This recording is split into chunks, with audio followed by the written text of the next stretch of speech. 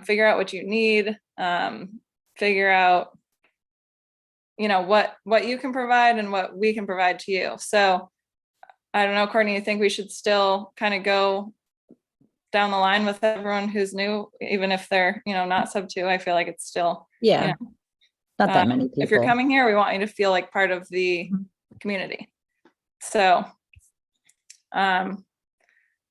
we're going to talk about time management today, just what people need in their businesses. We usually go through, if anyone kind of is either working a deal or has questions on anything.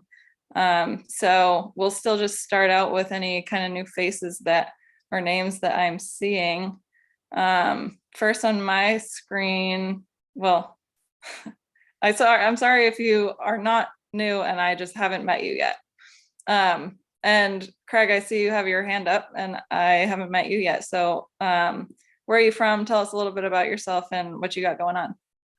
Yeah, I'm new to Subto and I live in Gloucester, Massachusetts.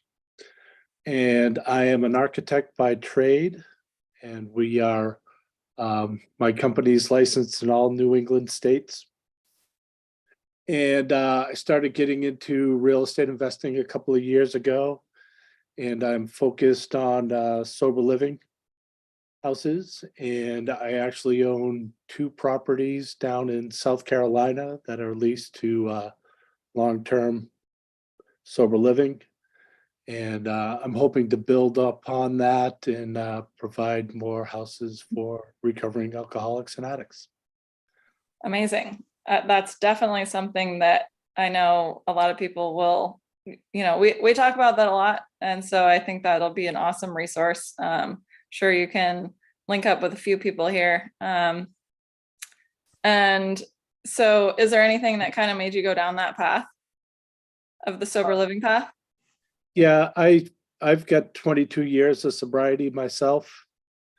Amazing. And through that process of recovery, I learned about having a higher power. So I can say that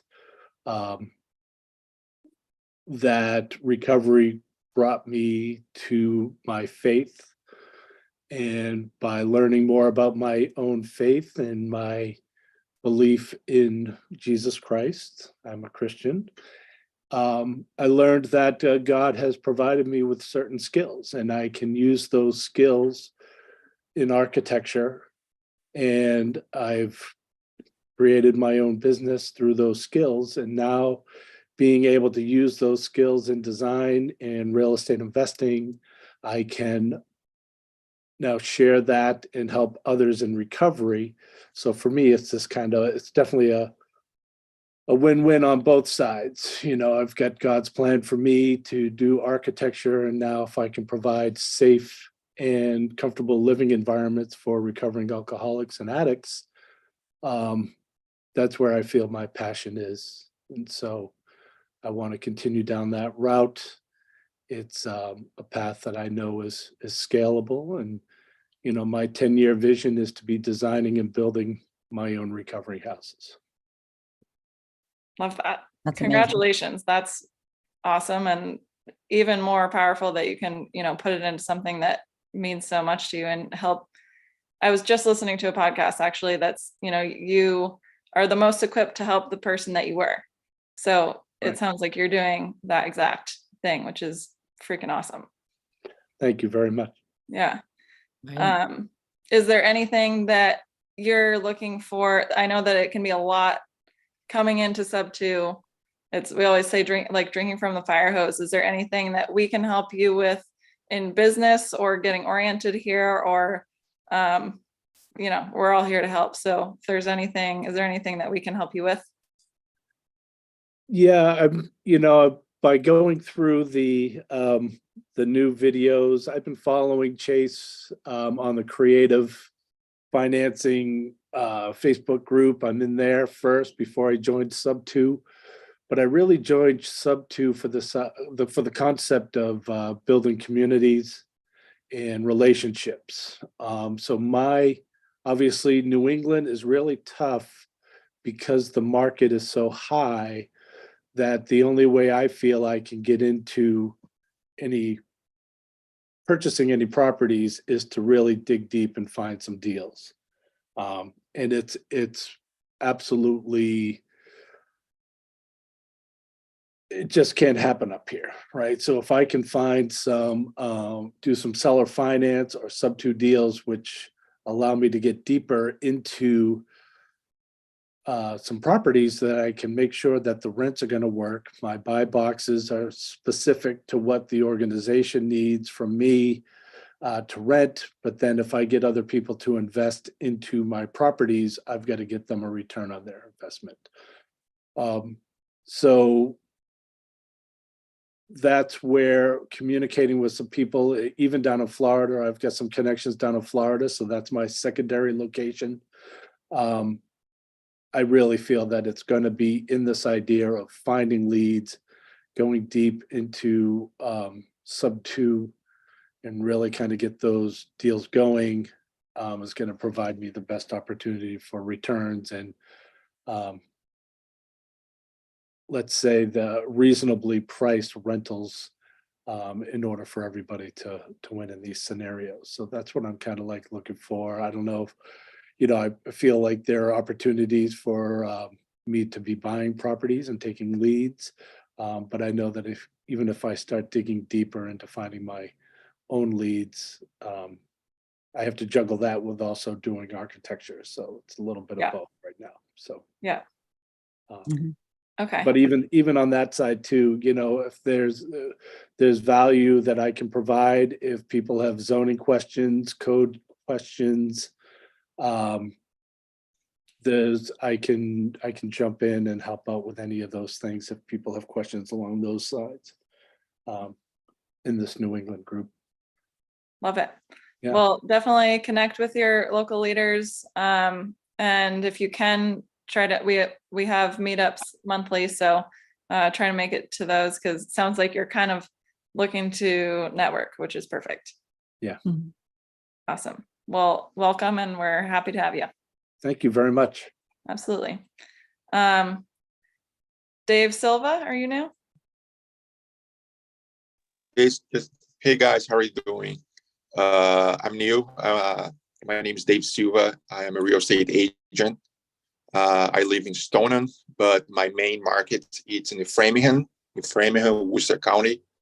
I work more with Brazilians and Latinos, and I'm trying to understand more about Subto to give more opportunities for my clients and see how we can connect one thing and another thing. And also for myself, looking for opportunities for learn about Airbnb, creative financing, and Subto. That's something that can be possible, and a lot of people don't know that. So I'm trying to use my profession to educate people a little bit more, but I have to educate myself first. I have been in network meetings all the time. Try to connect people, connect with a development guys. But in my journey, I'm still a little bit newer, but I can see progress, and I'm trying. I hope connect with you guys. Perfect. Are you in Subto, or are you come in from the free Facebook group or something? So Magno, it's a great guy that I follow him for a few times, and he gave me the information about the Subto meeting public today. But no, I'm not student yet. I'm trying to learn about the group a little bit more. Love it. Well, yeah, you definitely don't need to be in Subto to link in with Subto. So I would say you're doing the right thing. Just coming in and seeing what it's all about. And all of our meetups this year are open to the public. So I'd say try to make it to those as well if you can. I will. Thank you very much, guys. Absolutely. Let's see. Kevin Casina. Hey guys, I'm Kevin. I'm in South Shore of Massachusetts. I'm in Whitman, so just east of Brockton. I've I'm new to real estate investing. I've been very interested over the past year. Looked into joining the group a few months ago, but after talking with a few people who are Subto leaders, thought it best to sort of get my feet wet a little bit first before taking that full plunge that you talk about. Right now, I went to the Creative Elite the other weekend and had a great time. It was great to meet people, and it helped me much better narrow my focus. As a lot of new people find, we don't necessarily know where we fit in, and a combination of my skills and passions that help me narrow it in is I'm going to target property managing short-term rentals and strategizing short-term rentals. So if anyone has properties that they would like to have be short-term rentals and don't know where to start, I'm good at strategizing all of those various areas. I've been able to connect with Athena, and she and I had a fantastic conversation yesterday, and hoping to JV on something together, hopefully sooner than later. But that's a little bit about me. Love it. Appreciate it. And thanks for coming to Creative Elite. I hope you got a lot out of it. Sounds like it was able to help you a little bit. And it's drinking from a fire hose, but in the best way possible. Love it. Make some connections. That's like the main thing. Yeah, networking is important. So that's the main thing that I'm looking to get. Trying to meet as many people, have private conversations. So if anyone's relatively interested in locations, areas, short-term rentals, hospitality, anything like that, hit me up. Love to schedule something and have a good one-on-one. Perfect. What But if you're- locations are you managing right now for like short-term rentals? I don't have any on the books. My professional experience is in commercial real estate management. So that's what my full-time W-2 job is. So looking to branch out privately into the residential side. Awesome. If you're comfortable with it, throw your number into the chat so that people can connect with you in your area. Sure. Appreciate it, guys. Absolutely. Thanks for coming on. I might butcher this, so I apologize, but Einar?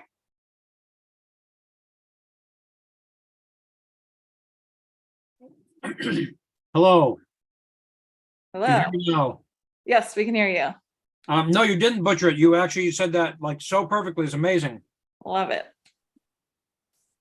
Yes, I'm from Southern New Hampshire, Wilton to be precise, and I'm a general contractor. And about 5 years ago, I started buying properties. I have 4 doors, and I've always kind of done things a bit creatively. I am in the Subto thing for maybe, I don't know, 4 months now. And I've always kind of like thought creatively about financing. And once I found out about it, it was just absolutely exciting. So I kind of have gotten into, I'm like halfway through the videos, and my issue is I'm a small company. So I'm just so busy. I have all the hats on, being the,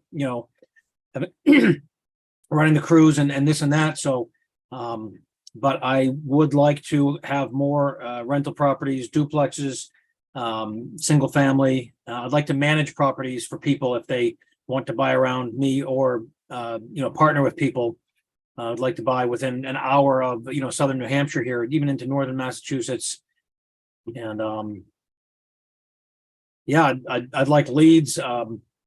That's, I think if I had leads, I could go far with them. I'm decent at speaking with people. I definitely need to learn quite a bit more. So did you say that you've been in Subto for 4 months? Approximately. Gotcha. Now, I haven't been as active as I should be. I'm so busy with my other stuff, and I really wish I was more active. So. Yeah, well, we're going to try to talk a little bit about that tonight. So hopefully that's helpful, but totally understandable. It's a lot to take on, especially when you've got something else full time. So glad you came in tonight. And you said you're Southern New Hampshire? Southern New Hampshire, right in between Nashua and Keene, right near Milford, New Hampshire, north of Fitchburg, Mass. Okay. Are you booked out, or are you taking on other GC projects? Oh, we're booked out into, the fall approximately. But yeah, one of my favorite things to do is to go into a place and have my crew come in and just rip it right apart, put it right back together as quickly as possible. And even if it's, cosmetic stuff, but change out all the outlets, all the lights, just kind of understanding what people would see when they come into, and making renters a really a cozy place, and replacing. I bought a duplex. I just replace all the toilets right away, so you don't have to think about any leaks down the road, kind of thing. And but yeah, going into a place and just ripping right through it and making it right as quickly as possible, because you have to get renters in there fast. But I would like to do that for people, and also manage properties for people. I have a small office manager, so we can take care of, getting rent for people and managing from start to finish, kind of thing. Cool. How are you, if you want to take that on, that sounds like a lot on top of the GC stuff. Are you trying to replace yourself and your GC stuff, or what's kind Absolutely. of, you have yeah. Oh yeah, I mean, we're starting to get into building steel buildings, and those are bigger projects, so it takes less time. Actually, you get the job, make it happen, kind of thing. So but also my office manager is really kind of good, and she's very capable at handling a lot of these things. Love it. Put the right people in the right places. Yeah, I have foremen on the jobs that I pay well, so I don't have to be on the jobs much, kind of thing. So Awesome. yeah. Well, welcome. Thank Sounds you. like you have a lot of value to bring to the community. So, they always say lead with value, but just let us know. I know you said if you had leads to talk to, I know there's plenty of people around here that have leads that have just kind of, they're sitting there slowly dying. So Let's go. yeah. I would like some leads, especially extra creative when people are in tough situations. I think that I can think creatively, not anywhere near the level of Pace. Obviously, that's the god of creativity or whatever. But yeah. All right. Well, I would definitely put that out there in the New England Discord. And I'm sure you'll get some bites. Okay. Well, you're doing a great job, by the way. Oh, appreciate it. All right. Who else we got? That's a new name here. Joe. Joe, I'm not sure. Ramon, but it looks like he's not there. I don't know if Ramon's new. Joe Delgado. Is that who you're looking at? Mhm. Joe, are you there? Yeah, I'm here. I'm just driving. Sorry. Oh, no worries. If you feel like you can give a quick intro, go for it. If it's too much while you're driving, we can come back to you later. That's fine. I'm not. I'm a Subto member, community member. I've been a Subto for a few months. I just dropped off for a couple of projects. I live in New York City, but I invest and I do projects, real estate projects over at Fairfield County, Connecticut, and yeah, that's me. Love it. Well, won't keep you while you're driving, but appreciate the info and intro, and welcome. Thank you, and we'll talk more later. Perfect. Who else? Christopher Gentura. Christopher, are you there?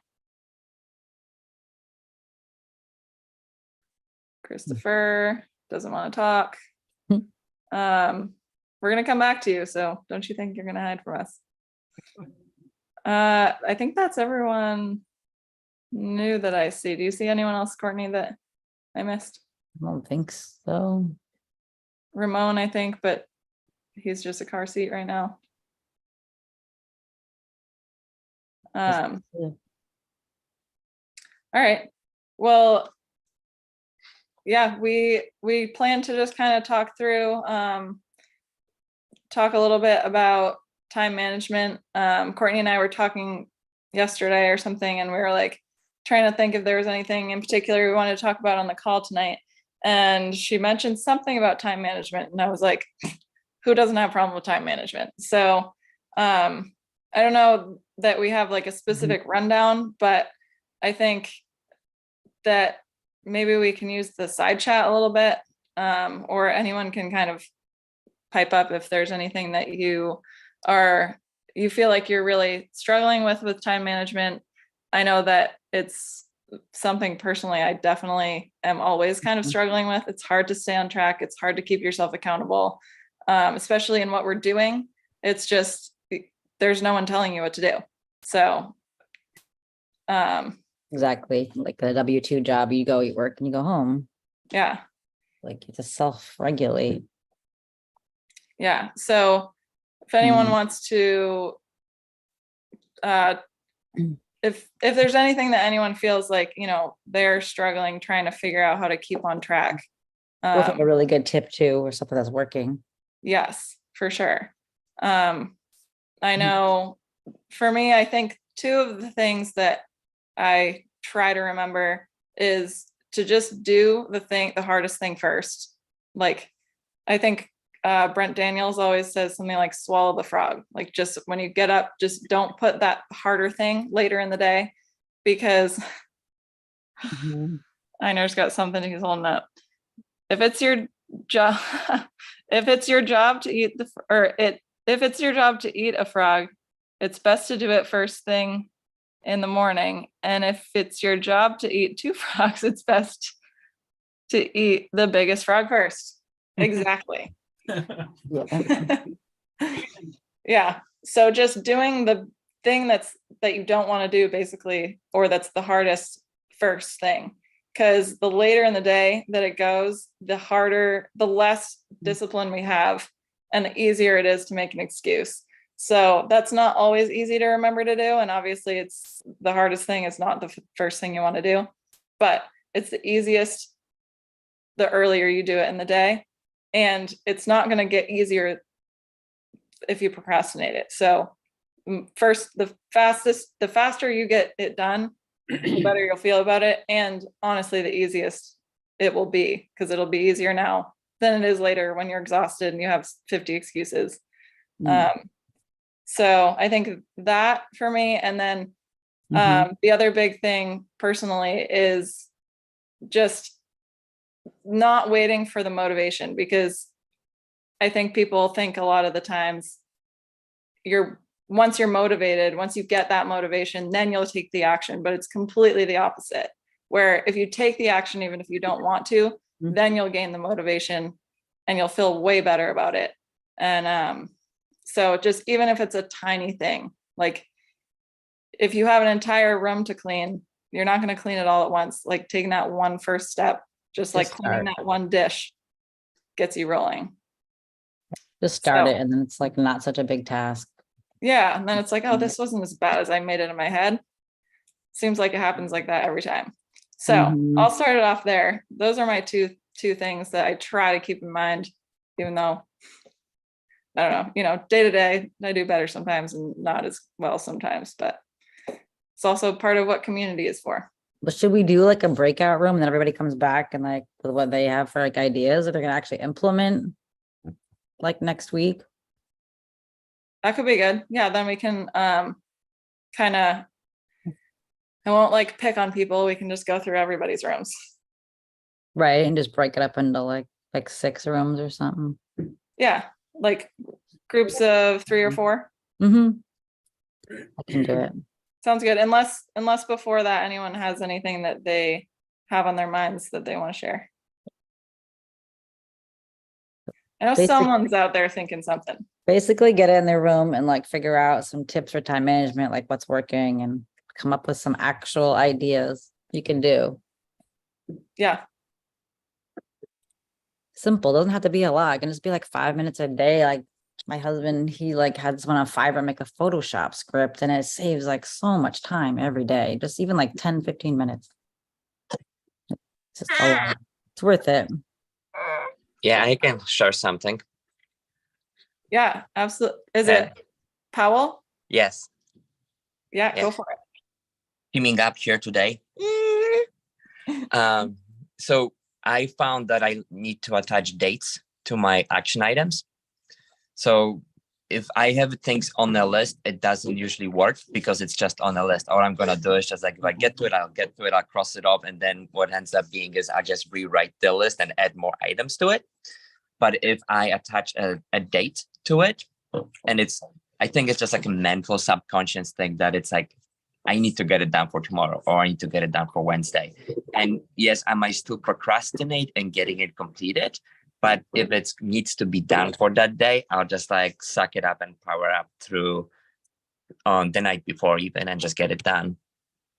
So not just making lists, like lists, having lists is great. I'll never like discredit a list, but attaching a date to it is what makes it happen.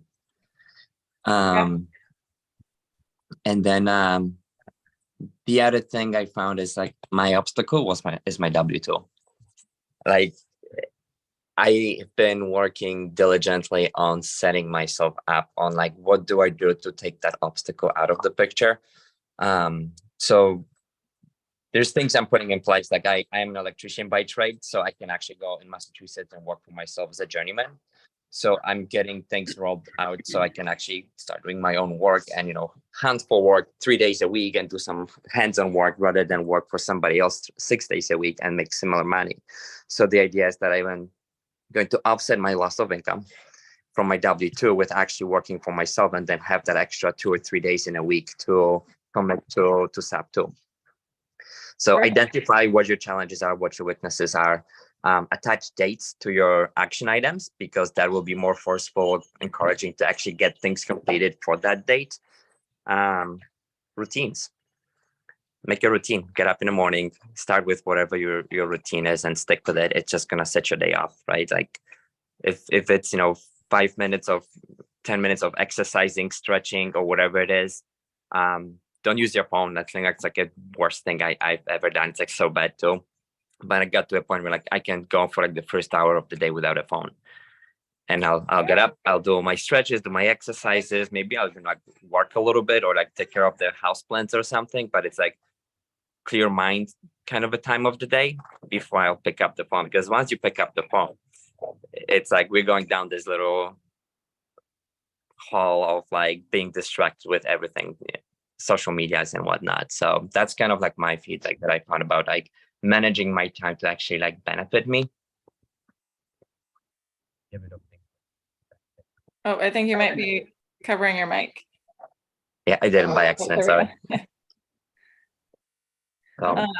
Yeah, perfect. I love that. We're creatures of habit. So if you're grabbing your phone first thing in the morning and that's just a distraction, you've got to break that habit in order to kind of start the day off right. So love that. And then something else you said earlier when you were talking at the beginning was that you'll just rewrite your list and then the list gets longer. I think recently something that I have been trying to pat myself on the back about is that I've been trying to be and kind of successfully been being realistic with myself about how much I can fit into a certain amount of time. So when you have that huge list and you're like, I just got to get it done today, and then you don't, and then you feel bad about it, putting those dates and separating it out, like, okay, this is what's for today. This is on the list, but I'm not trying to get that done today because that is just so unrealistic to get done in a day. We all have a million other things we're doing. You can't just put something on a list and expect to get that done in a day, and then you just feel bad at the end when you don't get it done. So. Yeah, one other thing I do sometimes is I'll ignore my emails at work. And I'll even go to a point where I'll ignore phone calls because like if I'm working on a project that needs to be done and I know it has to be done today, I'll like go on for like multiple hours without answering a phone call or answering an email because they can always leave a voicemail and I can call them back. Like nothing is like a fire drill type of a deal. Like people can wait a few hours to get back to them. And that's kind of what helps getting things done when they need to be done. Right. Hmm. Yeah, I love it. Sounds like you are like on this already, putting these things into action. I love it. Nice.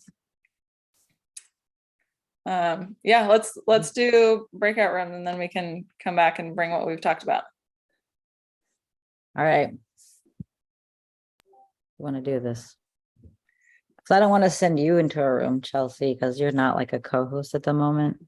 Oh, can I do? I think Suzanne has to make you co-host because she started it.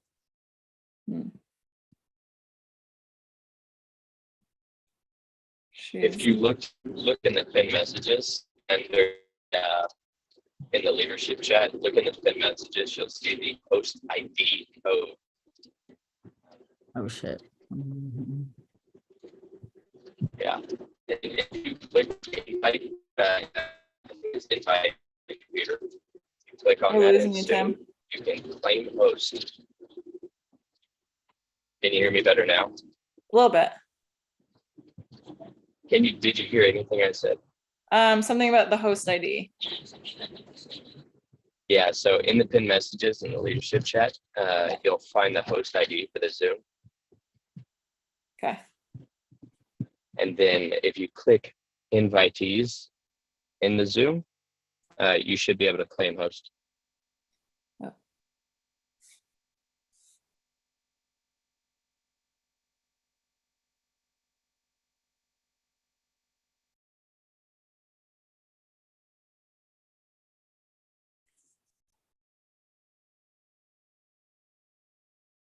Mm, You find it? messages.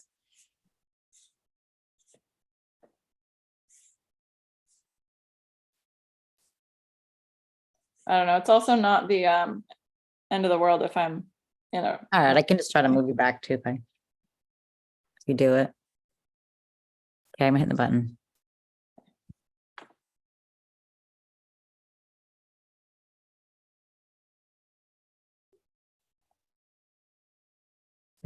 Bye-bye.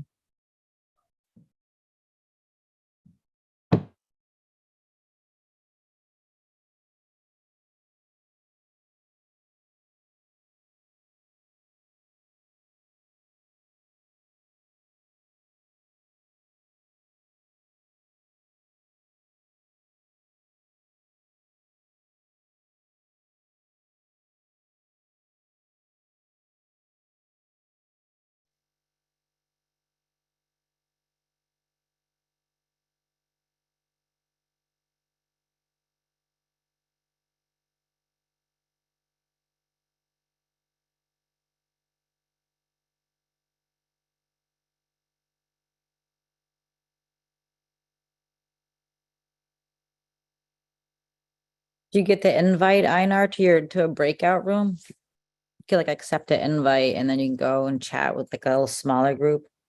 Oh, yes, I'm having trouble with the window here. How do I make it bigger? Oh, boy. It should send you like an invite and then you can like hit the button to join. You too, Dave. Okay. Move Dave to a different room where there's like somebody in it. Tried to move you, Dave, to John, Father Gil, or Ken. Now this button, where's this button? It should pop up and then it'll invite you to like a room. Oh, wait a minute. Okay, yes, join. Mm-hmm. There you go.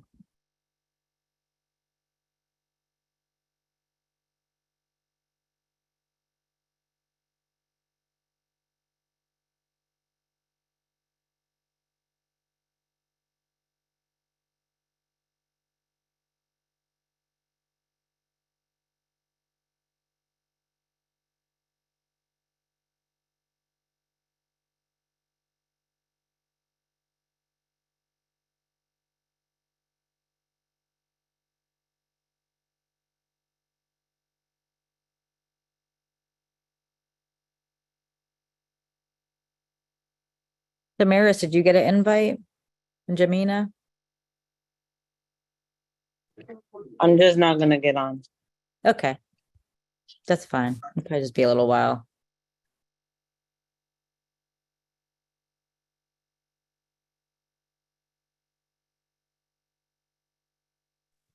It's not really letting me. I'm like clicking join. Oh, really? It's not letting you? Let me see if I can try to move. There you go.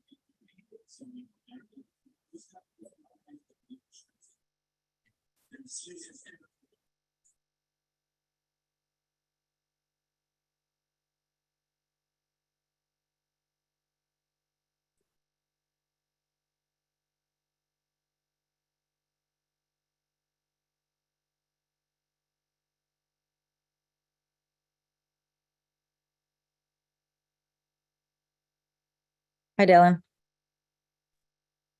Hey, how's it going? Dylan, what happened? I just had to do something on the phone. Oh, Sorry. say it one more time.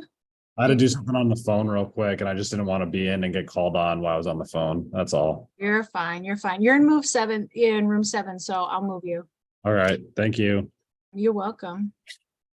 I guess everybody in room 7 has no clue what they're supposed to be doing. I'm in room 7 too. All right. With Kenny, and neither It one of says us. you're not joined, Jeff. Kenny. No, needed no, back I and went in there. forth for I like left out. half an hour. Mm. We were both in there. Like, what are we supposed to be doing? So I was like, I don't know. I'll leave the room and find out. And then go Let's back. go with time management. Say it again. Time management, like ideas to implement, like coming up this week of what you can do. Oh, time management. Okay. Or Okay. what's working for you or stuff like that. I got you. Okay. You're getting, if you can put me back in, I was in room 7. Okay. You do whatever. Suzanne moving you. Hi, Tim. You're going to room 7. There's a prompt. Hi, there's a prompt on your screen. Touch your prompt. Is that the Johnny come lately room? Or does everybody goes to room 7? No, I don't know. It was just everything else is full except where's Jamina? Jamina's sleeping at the wheel. All right, you got Keith, you got Dylan. You get in there, please. All right. Courtney and Dean. Dean, you're also room 7. Texted him. He's like working. He's working. I texted him to get in there. We'll see. Jeff, do you not have a prompt on your screen? Nope. All right, let me move you to room 6 and then move you to room 7. Now, do you have a prompt? Yep.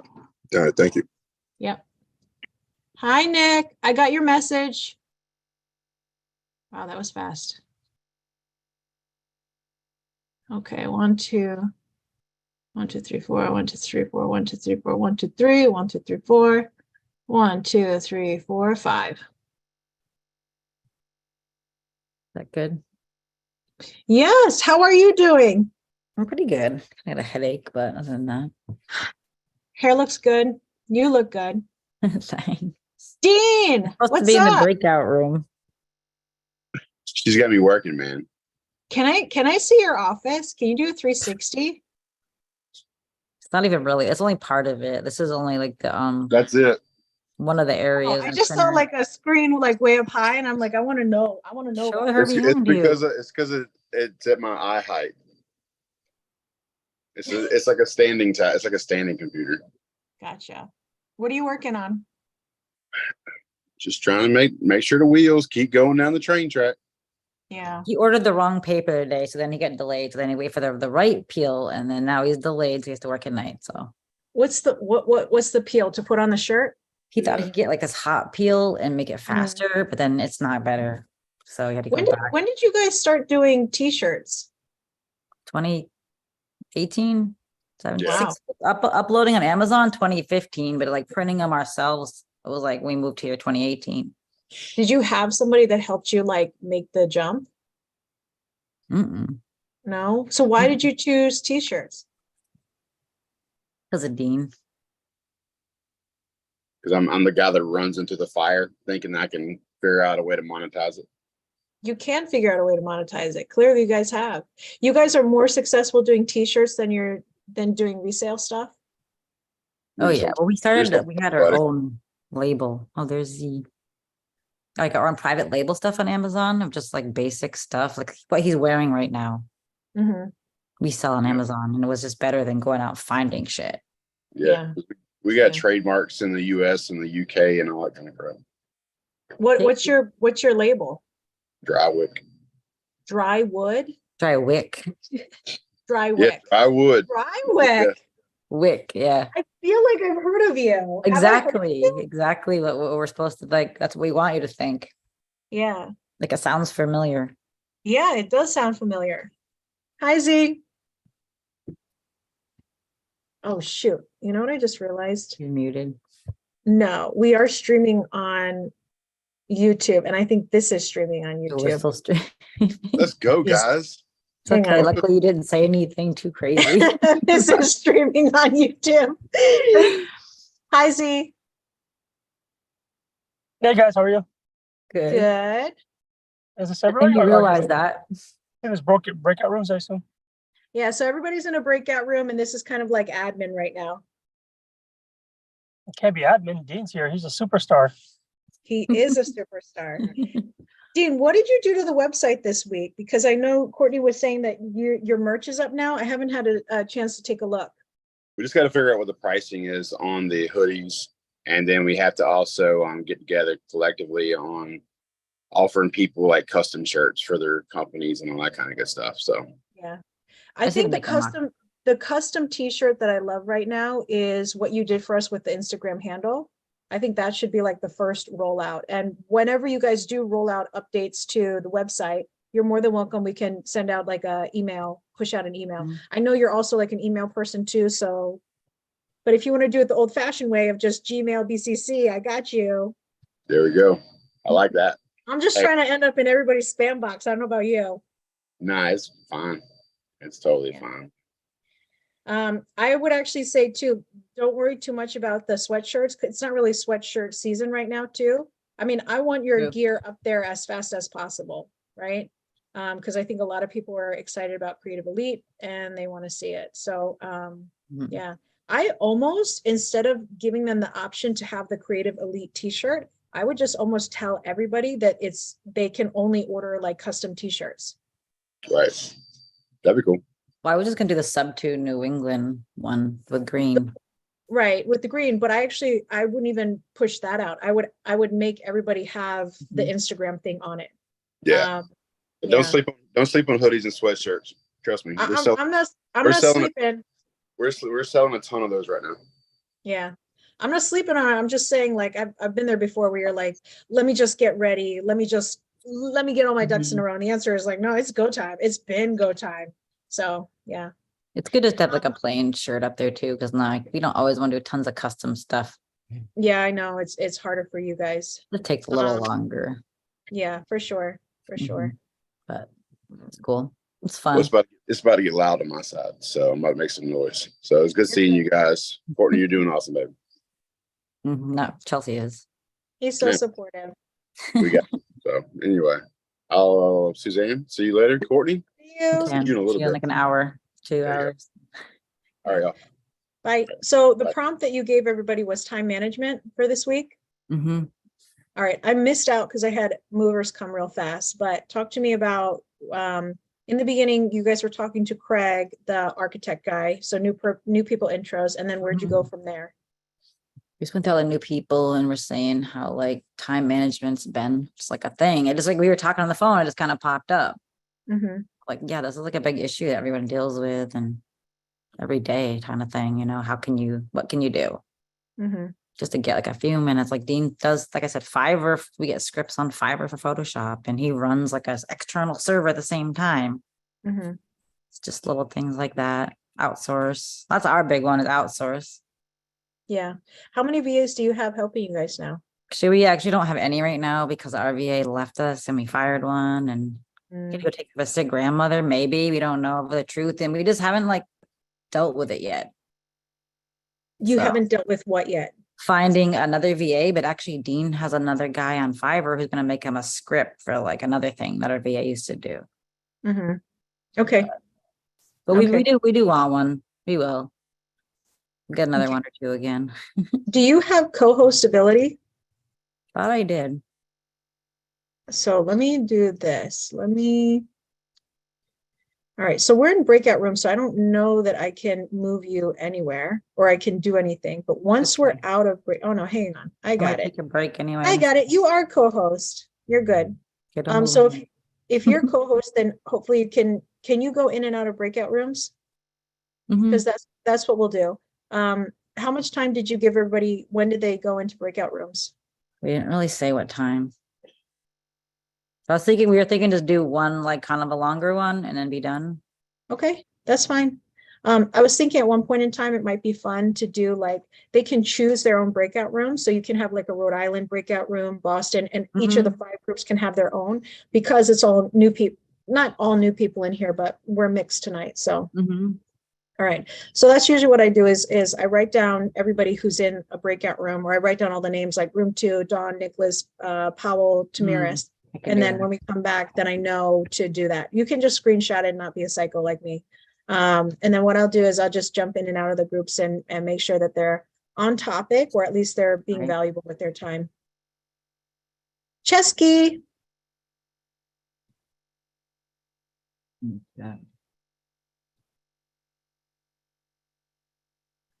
Hi, Chesky. All right, can you handle him? I think you can assign. All right, see you. Sure. See you in a few.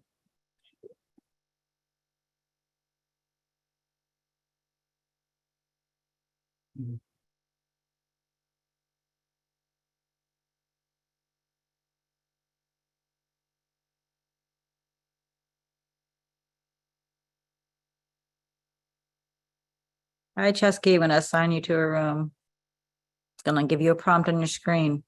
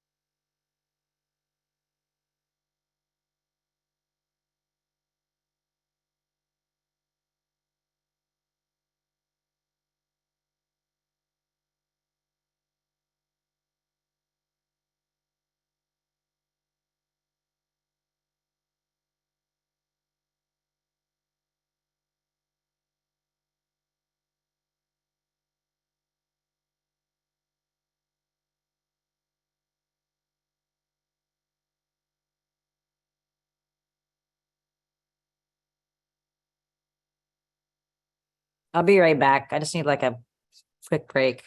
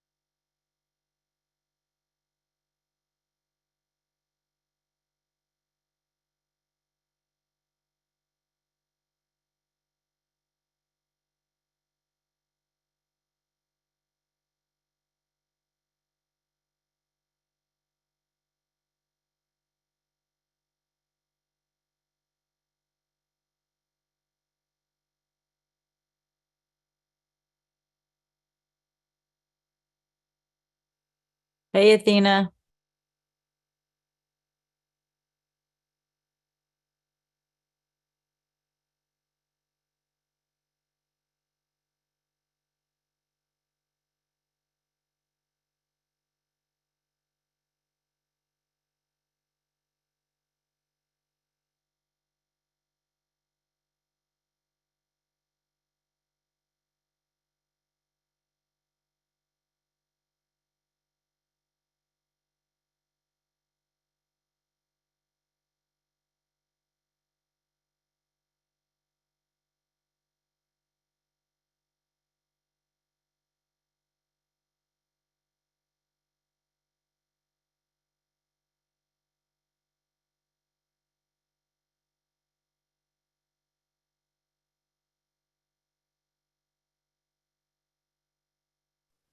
Athena.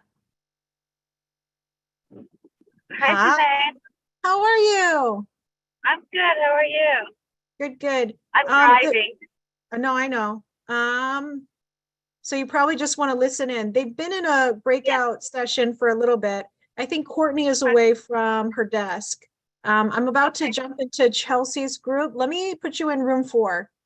Because that's Chelsea's group, and then I'll be in there shortly. So you should have a prompt on your screen. Be safe, please. Yep. Okay, thanks. See you.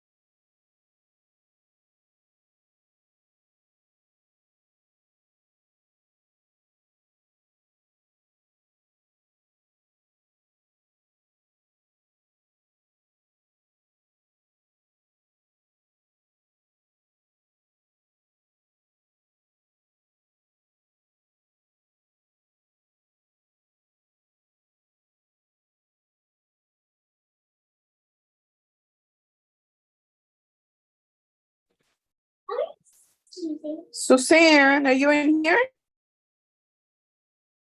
Hi, Giselle. We're here. Everyone's gonna be back in the breakout room. I'm here. Like I a just few got minutes. back. I have people showing up to my Well- house randomly because I posted on I am giving stuff away. Where's my phone? Oh. Anyway, hi Giselle. I had such a hard time. I was quitting already.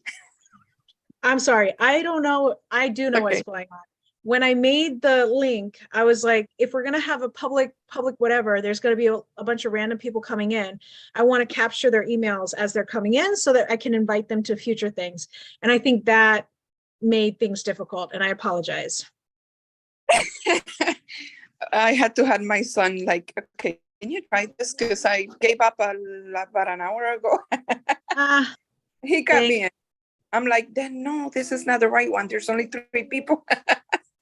I'll be right back. I gotta go get something. Yep.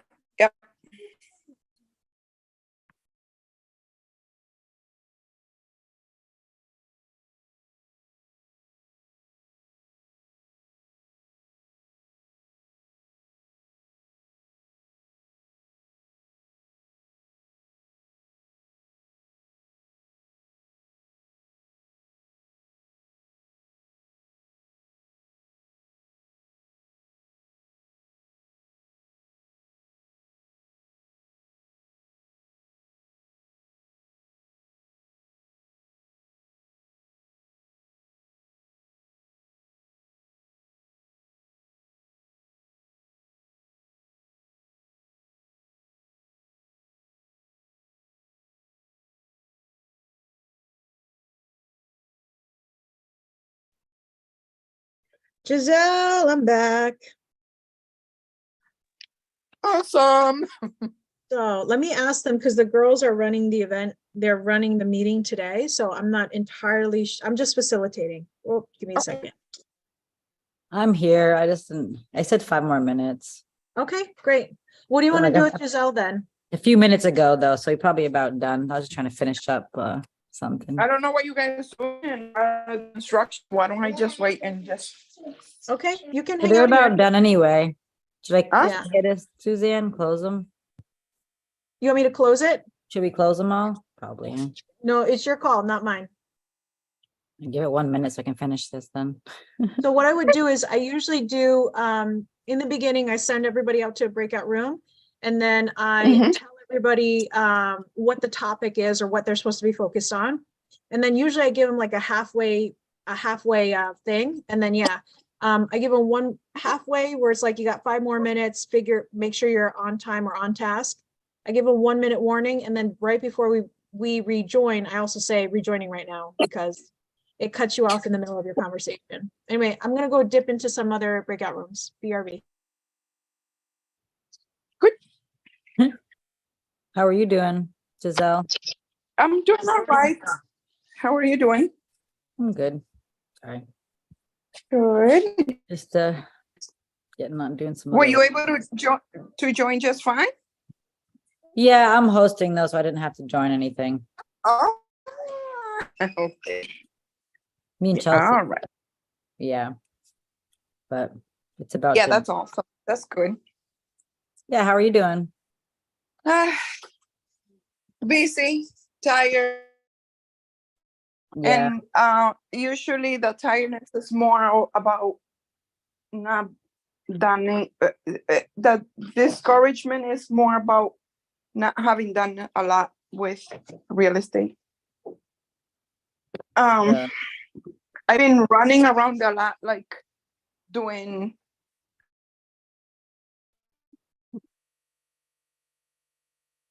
Everything.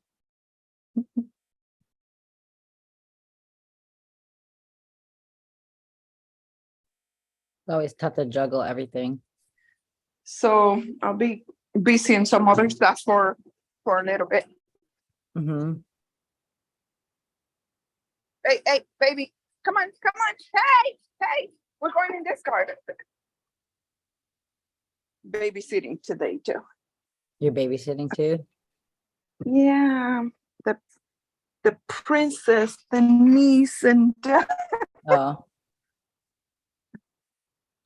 Yes. So Nice. you can, do you want me to send you the link? You can join today. Some I mean, it's kind of late.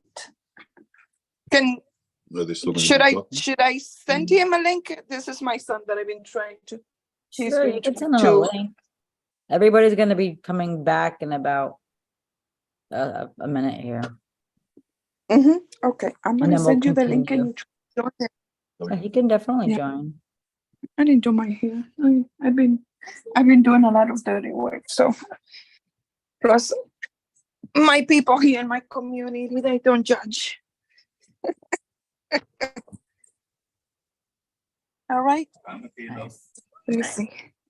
So are you going to join? I'll send you the link now. Okay. Here, míralo ahí. Send me the link, Giselle. Huh? I thought you were gonna send me the link. I'm teasing you. Hi, Giselle. Hello. Okay. Let's see. Sending the link to my son. There. He sent it himself. Got it. All right, babe. I'll see you soon.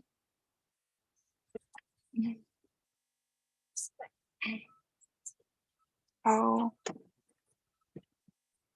Hold on. I have no card. I'm gonna mute myself because I'm. Okay. No worries. Welcome back, everybody. Everybody. Is everyone back now? How did it go? I think it went well. Well. It was awesome. I loved my room. Had a blast. Good people. Good. You guys need to like let me know all of what you learned.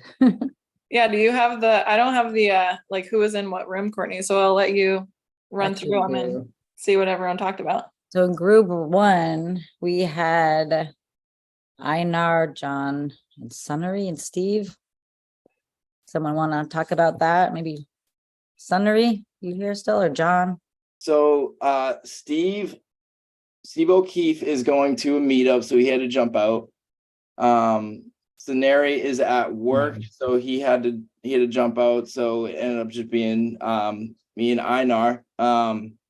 Great conversation. Learned a lot. As far as time management, I think it was a common theme of time blocking, and when you do block that time out, just focus on that activity, because a lot of people they'll block that time out and then they'll get an email and then they jump and respond to that email, and then they get a text and they jump from that to the text. And if you're really going to be effective with time blocking, actually block off that time and do what you said you're going to do, because most of the time those emails and texts aren't super urgent, so focus on the task at hand.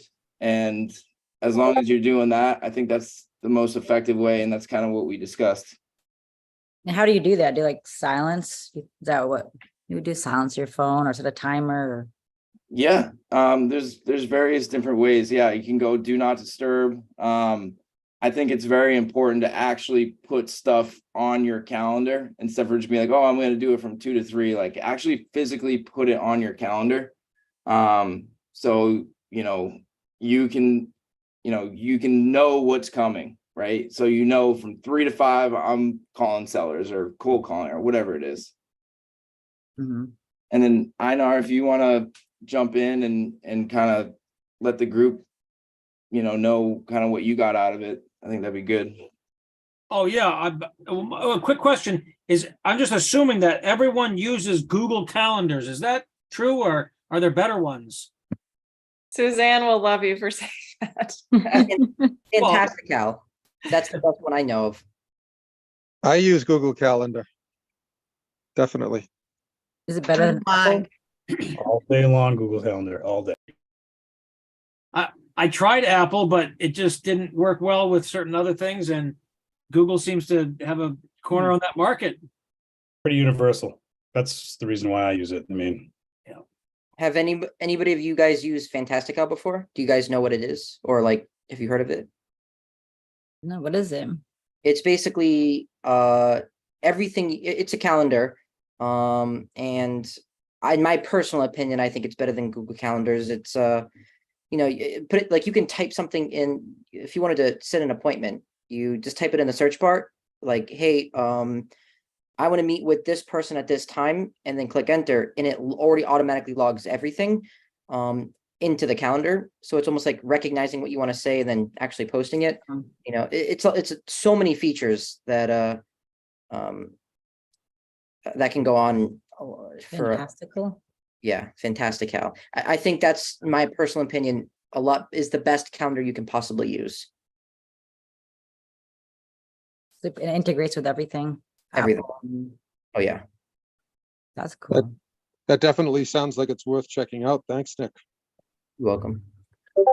It's Yeah, like that sounds- everything's color coded. I mean, Google probably does that too, but it's I guess I don't have all the features in my head right now. Color Does it coding. cost anything? I think it's maybe like $40 a year. I guess something like that. I believe that's the number that comes to mind. Or 75 a month. So yearly, maybe. yeah. Oh yes, I think it's like $40 per year. Right.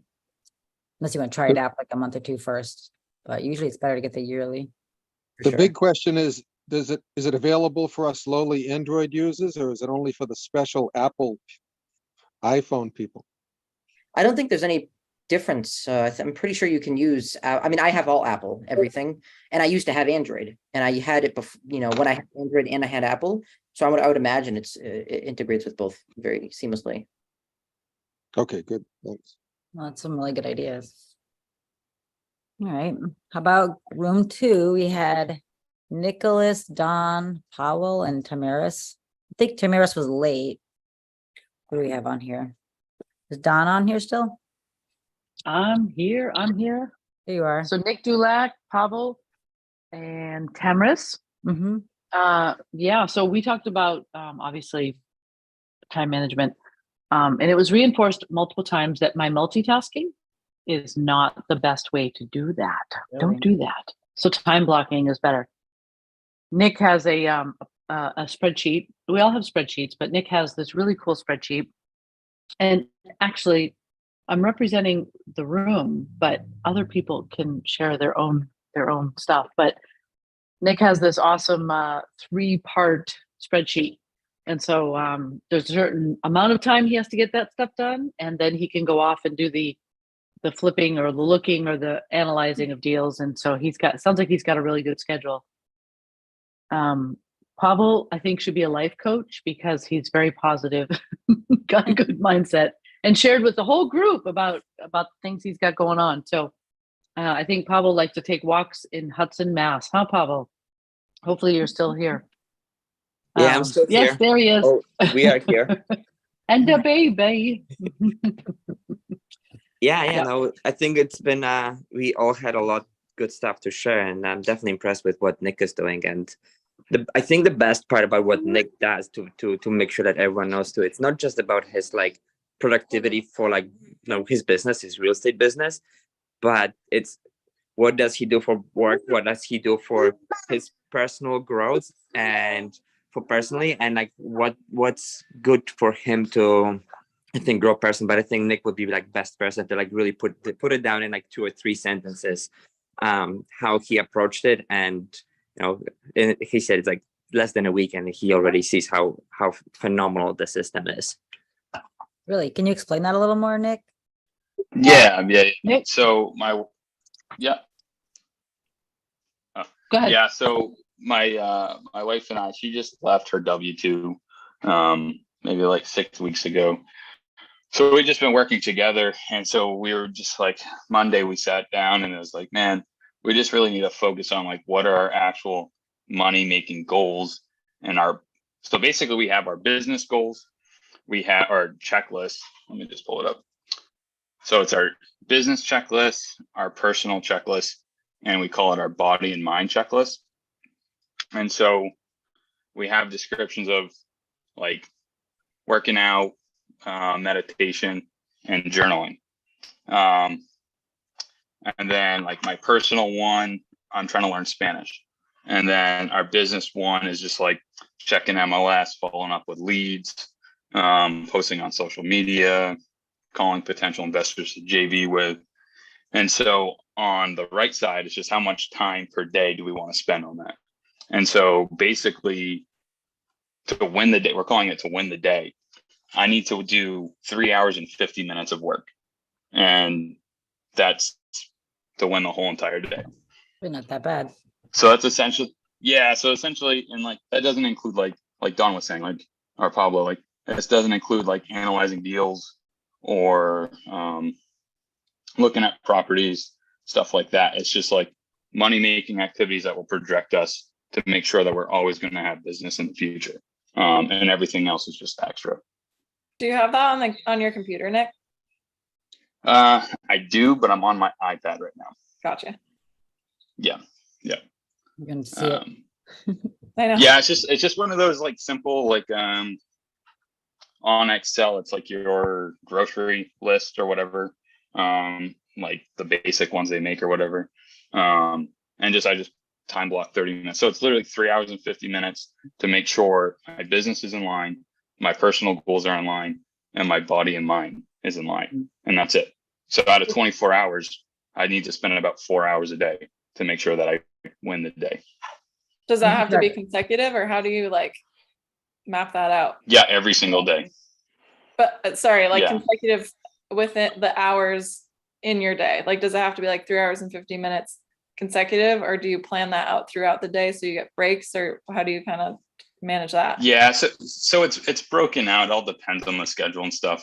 Because we just started Monday, so all like it literally just like goes all over. Like Don was saying, well, like when do you call your leads? And we get most of our leads between 6 and 8. So I'll just spend a couple. I don't know. I think it's like the goal is to be on the phone for like 30 minutes a day with a lead. And so that's like basically 2 phone calls, maybe 3. And so typically that's between 6 and 8 is when I make those phone calls. And then like working out maybe the morning time, and everything else just falls in between. Love You it. don't have a set time. You just kind of, when you can, you just get a block in.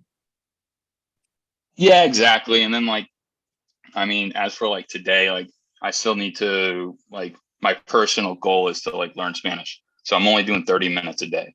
And I just want to keep that consistency. So like after tonight, like after this call, I'm going to spend 30 minutes to learn Spanish, and then I win the day. So I just got to keep that momentum going. And it's been 4 days and it's been pretty good. I like that. It's like you do like these certain things and it's a success. Yeah, me too. Yeah. And the main thing too was we didn't want to put too much on our plates, right? Because like if you do something too much of something, you're gonna get burnt out. So it's just let's just make sure it's manageable tasks every single day. Exactly. No need to overdo it. If you have a sec, will you like share a screenshot of that or something in the New England group? Yes, I will. I think For a sure. lot of people would probably like to see it. Yeah, I'll put that up there. Love it. Chelsea's gonna start Thank that. Yeah, I'm like stealing that. It is kind of good, actually. I like that, the way you break it up. Just when you see it, because that's what I used to do with my workouts, when I could see it on the calendar and I could make sure I was doing my 3 a week or 5 or whatever. Just seeing it just helps so much, like schedule it out, because you don't remember. You know? Yeah. Who Yeah, else? you always think you will. Yeah, and you don't. Yeah, we don't learn. You do Never. not remember. Nick, what happens if you get an unexpected call or something like, you know, a seller or just anything out of the flow? What do you do?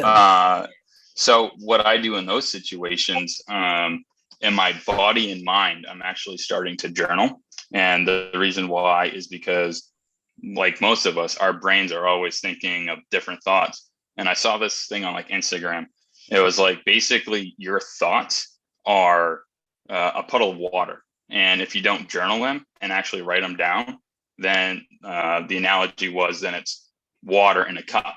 So now it's contained and you can go back and look at it. So Allie had this extra journal, and the cool thing was what went well today. So if something unexpected happens, like a seller called or we got this lead and we went on a listing appointment or I got to see the property, I'll just journal that in. So it's a win, just a bonus. That's cool. Yeah. Nice. Right. Who's next? I think we had room 3, which was Anne Marie, Kevin, Mateus, and Tim. Who's on here? Mateus, are you on here?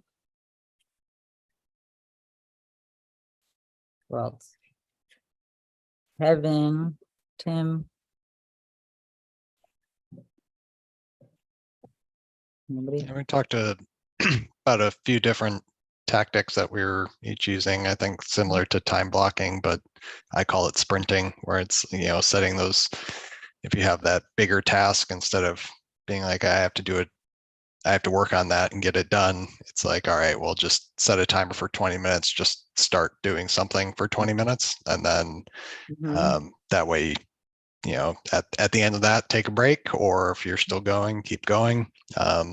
Things like that help a lot. And then also just keeping like at the start of the day, set your intentions. It's like, okay, here's the 3 things that are my priorities. I'm going to start with this one, do that. And then, similar, like if you get even one thing done or progress on it, like you've more or less won the day at that point. So similar, but different.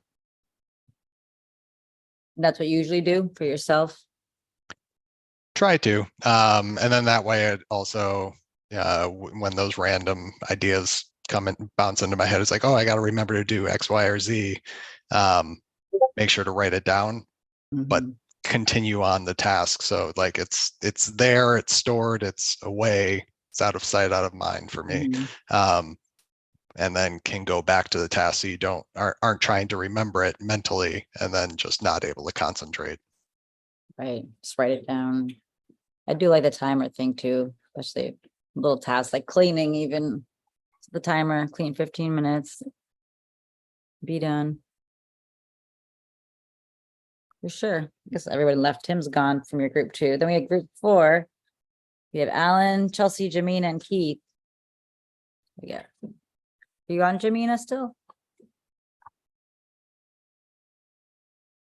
Yes, I'm here. Cool. How'd that go? You want me to report? Yeah, please. Let's see if I can remember. Chelsea, you're going to have to help me. So I came in like kind of not at the beginning, so I missed a little bit, but basically we discussed time blocking for sure, but someone had mentioned writing everything that you need to get done and then prioritize, just take maybe 3 of them, 1, 2, and 3, and then do those. And also celebrating your wins. And I shared how I had a tendency to beat myself up because I didn't, finish the whole 10 things or whatever. So instead, just practice celebrating, even if it's just one thing that you got done, but just celebrate it. So it just stays positive. Anything else, Chelsea, that I missed? Sorry, my dog is dreaming. I think that was one of my biggest takeaways, was just, writing out everything you have and then pull like, the 3 things or whatever you think you can get done that day, and make that kind of going back to the, like, how you win a day. Like, these are my 3 things and I need to get these done today. Everything else is kind of on the back burner because that doesn't need to happen today. And then if you get through 2 of 3 of those things, don't beat yourself up. Still consider it a win, like that you've accomplished those 2 things rather than that you didn't accomplish the 3rd. Good way to look at it. Something that I just now it came to me was I just put hodgepodge. And most of it is work, but I like what Nick said about, his personal goals, his goals, the 3 different buckets of goals. I think that's really good to do that instead of just one lump sum, one lump chunk of goals, but just maybe dividing them. I like that. Yeah, me too. It makes a lot of sense because you have to Yeah. take care of yourself too, or you're not going to have the brain power to even do anything. So for sure. All right. And we had the number 5 was Adrian, Christopher, Keith, and Marsha. I think I saw Adrian on here. I haven't heard from you. Yes, hi. Hi.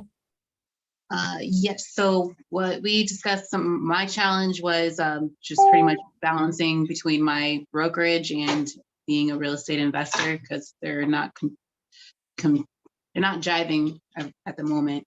But what I've just talking with everyone in the group, I was like, maybe it'd be best for me just to document my time as I go on about my day so I can actually, at the end of the day, just go review all that and see what I've done through the day. It's like a sense of accomplishment for me, just to go through what I've done. Sometimes I just forget because I just been doing a lot of stuff. I bounce all over the place. So the time blocking thing that John mentioned earlier, just staying very astute and disciplined in those 2 hours or whatever, how I have it dedicated to, and then writing down what I did, I believe will be helpful.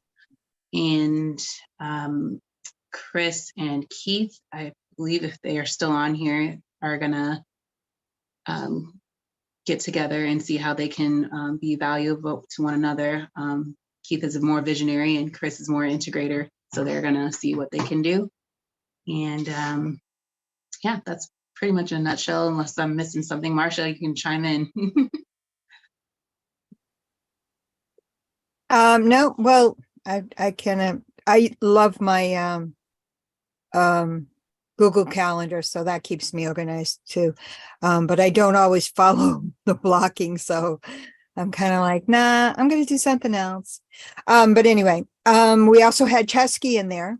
Yes. And Chesky's from Fairfield County, Connecticut. Well, he's from New York, but he works Connecticut, the Fairfield County, and he's looking to buy some multis out there, and he needs some help from someone to analyze his deals and probably financing as well.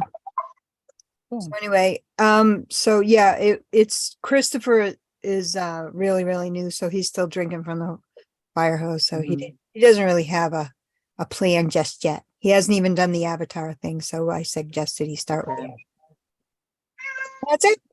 Good start and nice. I like it. Another thing too with like the time, writing down your time, like you're saying, Adrian, too, is you can also see like where you might be able to like cut something or fix something or where you're wasting it. Like I'm sure I do that like a lot. But all right, let's see. Room 7. Who do we have left? How about Ken, Nick, Tim, Jeff, and Dylan? Where's Ken? There you are. What's How's it up? going?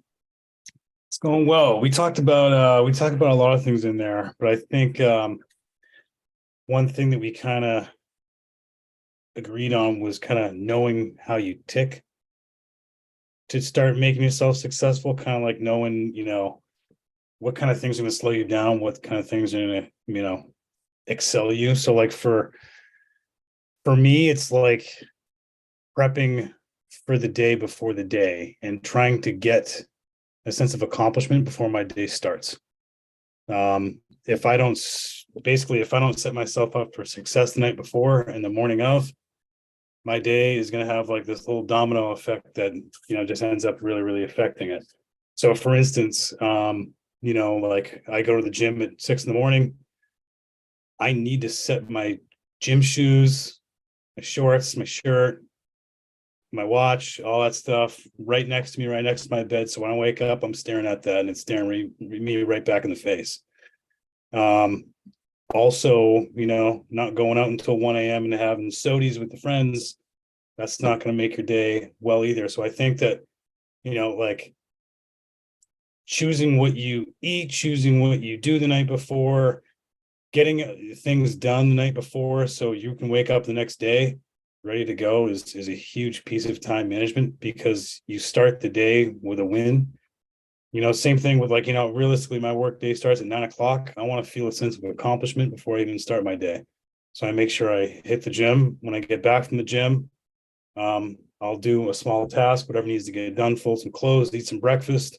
So by the time I have my morning meeting with John, I've already been up for a few hours. I'm already out of that morning fog.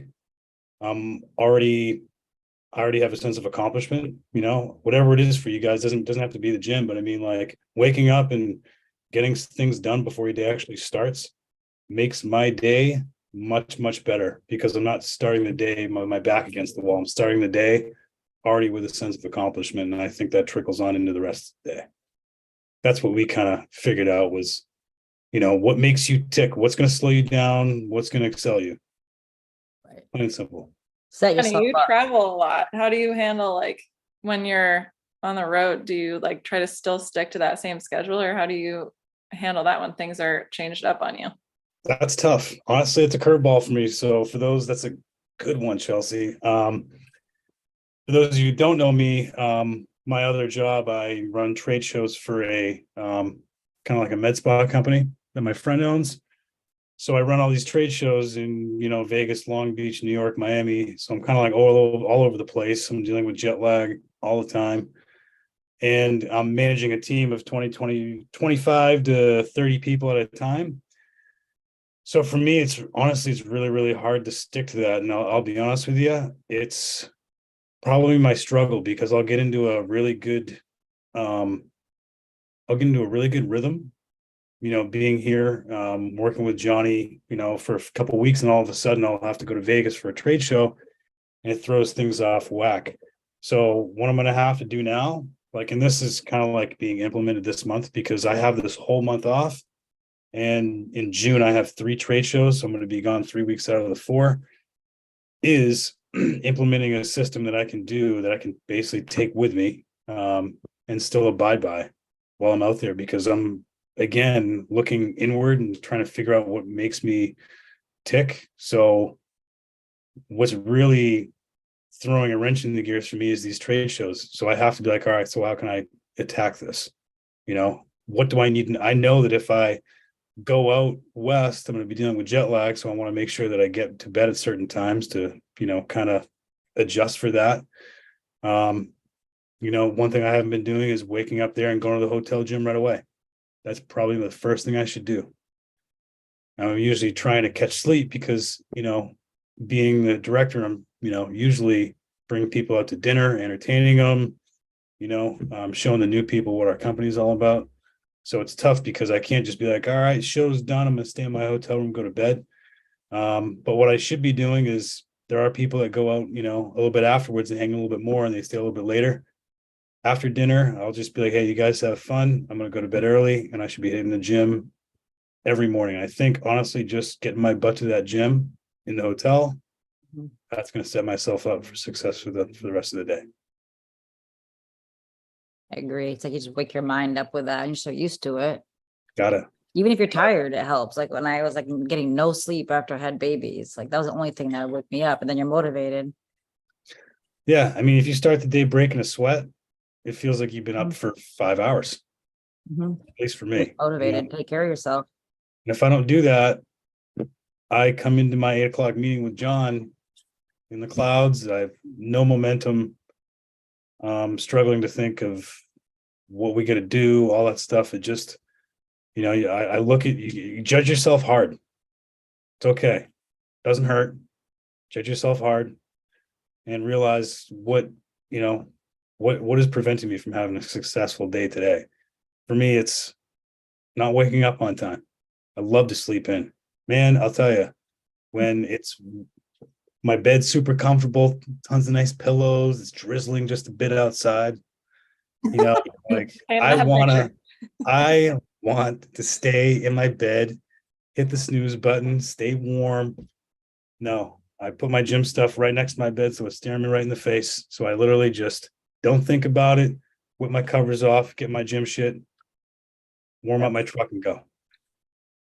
I think you've also got to, well, like you said, you've got to know how you tick. So some people can just like stick to something so regimented, but I think I already referred to diet, but it just seems to apply that like if you're like, I am not going to eat any junk food, I'm going to cut this all out of my life.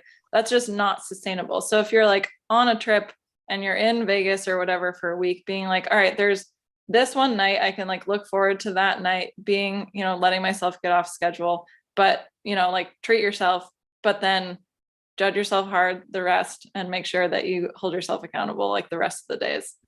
Yeah, honestly, diet is a huge thing. Like I'm totally changing up my diet this month. You know, I've never had a bad diet, but I could always be better. And I know that if I eat clean, healthy food before bed and not eat right before bed and stuff like that, I'm gonna feel way better in the morning. So it goes back to, you know, like food's a huge piece of that. I know if I eat it, love pizza. I love pizza. If I eat a bunch of pizza the night before, daddy's gonna have a tough time getting out of bed next morning. So I make sure I do that. I have a glass of water right next to my bed. I wake up, chug my water. They say it's like having 2 cups of coffee. I believe it because it gets your digestive system going, gets your blood flowing, all that stuff. Down that water, throw my stuff on, ready to go. And I'm not feeling like crap from the grease wheel I ate the night before. So Set yourself up. that's right.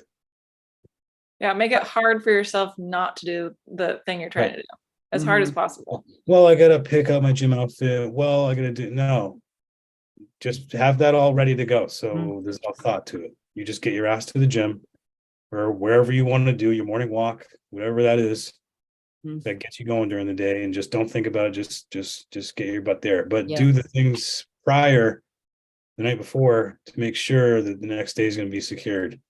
And that honestly, that's what starts. I know we're talking about time management. My day is not managed well if my day before is not like basically set up for the next day. So that's for damn And sure. I know yeah. And like know yourself too. I know that some people are like, I just can't work in the morning. Like it's just not going to happen. If you're like a late night worker, then, you know, just adjust these things to, yeah, words are hard. Couldn't think of the word. Yes. Adjust these things to what makes sense for your time clock. Of course. But yeah. Good advice. I like working at night myself. That's what we did. Kids go to bed at 6 and I might work till midnight, you know? Yeah, you know what I hate is when I'm lying in bed and all these fantastic ideas and revelations start rolling through my head. Why does that happen at 7:30 in the morning? I don't know. Gotta write it down. I'm still trying to figure that out. How about you, Dylan? Did you get any good takeaways from your group? I think Tim Allen had another really good one that he brought up was talked about eating the frog first. So he likes to list out his hardest task of the day, and he was saying that's his like biggest accomplishment, or where he gets the most basically like value out of doing that hard thing first. And I would say, like Ken was saying, the biggest theme that we have.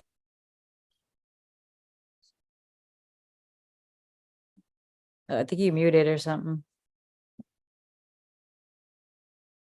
Yeah, Dylan, I think that I can't hear you. Dylan. Oh, can he hear us? It might have like connected to something else, like AirPods or something. Yeah, it did. Oh, there we go. That's better. What part did you hear? Should I start over? We heard the beginning about doing the hardest task first. Okay. Sorry. Yeah. So Tim Allen was saying to like eat the frog first, basically, to get the hardest thing done. And that's where you kind of like will gain that momentum. And then I was also saying Jeff was talking about how him and his wife basically are like itemizing everything they do in the day and kind of like figuring out where are they spending their most time and trying to open up some of that time to kind of help each other out. And that's something that me and my wife have talked about recently. So a lot of that stuff was definitely a common theme in our group, as well as as what Ken was saying. Yeah. What do you have for ideas for this, Jeff? Because we have kids too, and it's tough managing with kids. I'd love to hear.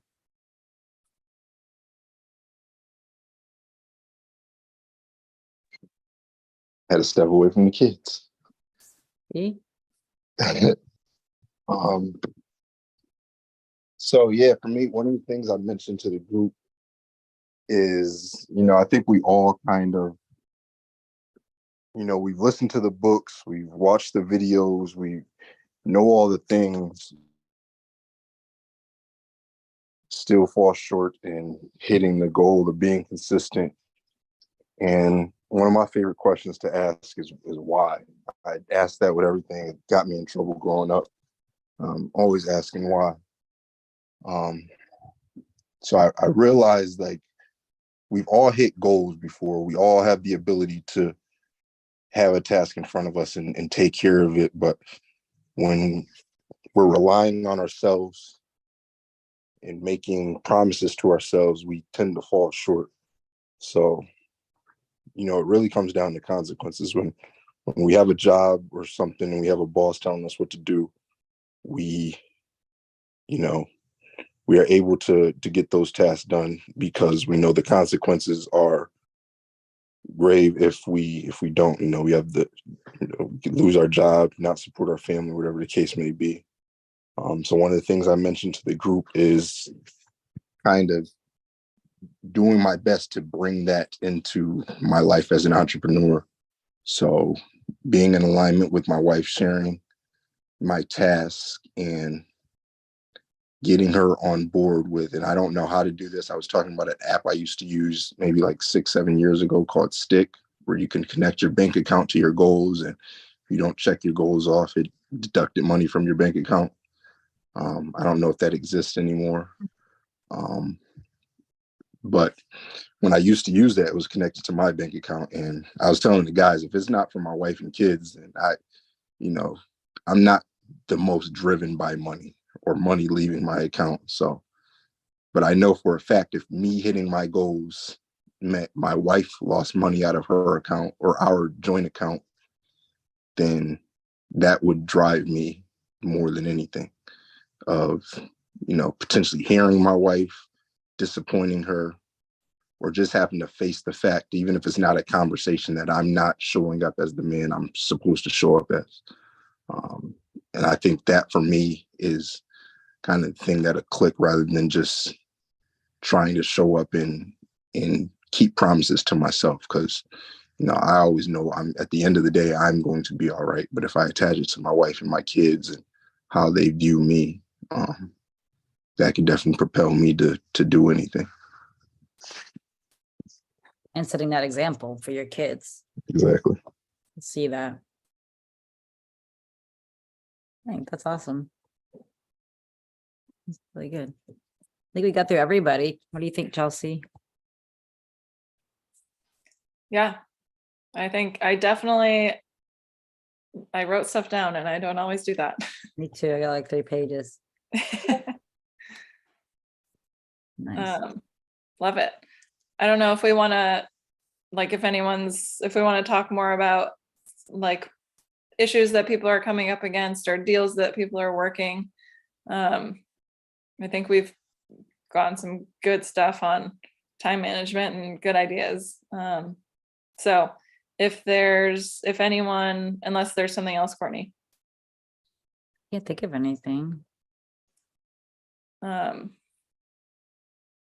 Yeah, if there's anyone working any deals, we'd love to take a look at them. Or if anyone's running up against some hurdle, you've got 24 other ears and minds here. Well, I guess double that many ears, but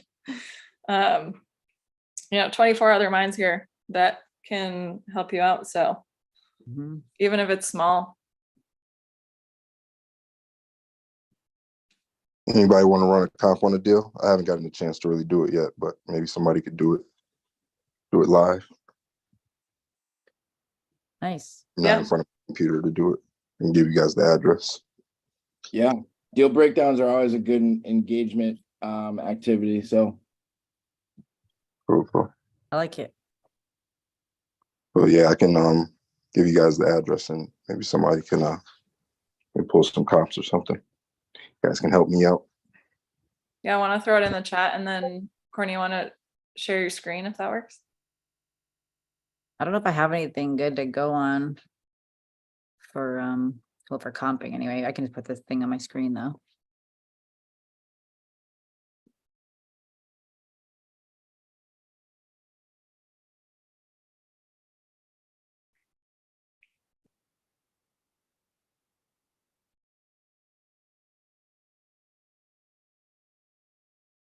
hey, everyone be quiet. Ari's here. Hi, Ari. He heard me. What's up, everyone? You know who's who. That's the thing. Want to comp a deal for Jeff? You got this, Ari. When I initially tried to log on, it told me I couldn't get on the meeting because I was already the host. It's like, of course. I think you're hosting like 5 other meetings too. John, how's dinner? Yeah, I was gonna say the same. Oh, it's delicious. Sorry. No, we're just jealous.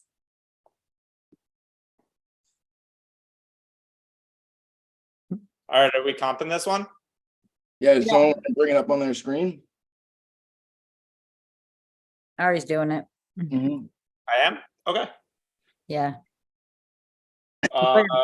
Good software. I don't have anything on my computer, I don't think. What do we want to use? Do we want to use Zillow, Batch, what? Whatever you want to Okay. use.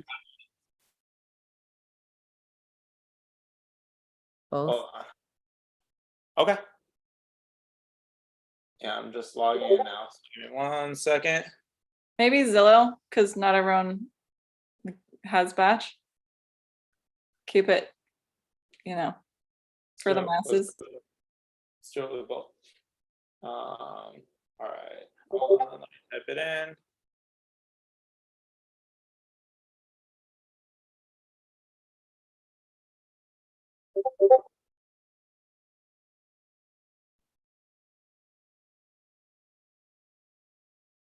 All right.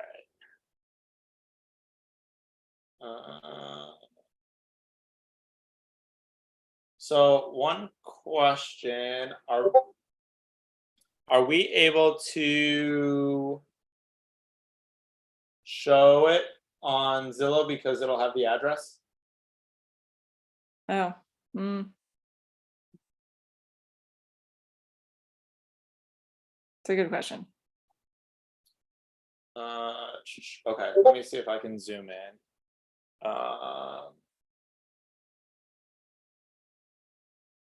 1 second.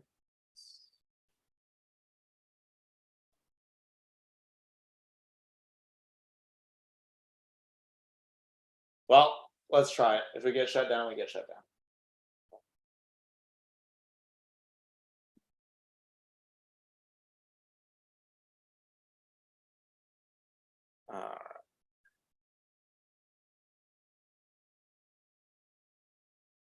So here is the property, right?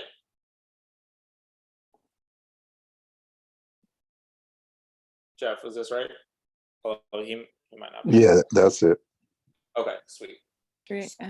So I just came on late. We're just trying to comp this and see where we'd be at. Correct. Cool. Okay. So let's actually get out of this then. What's the just see. situation, Jeff?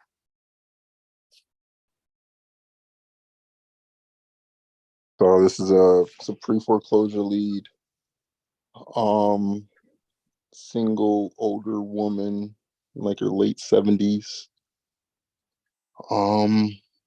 Potential novation deal. She's open to anything. It's like my adopted grandmother at this point. Been talking to her for a little while. Yeah, for a little while.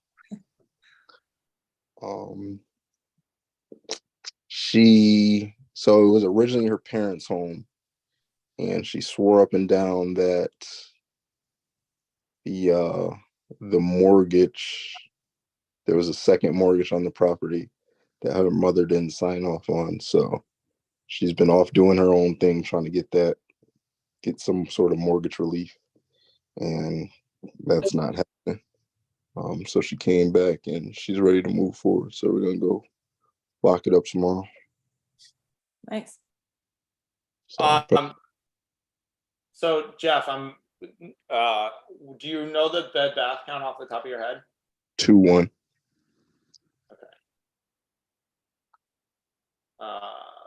So ideally, we'll try exactly 2-bedroom. We also want to only look at sold properties. It's a single family, right? Yep.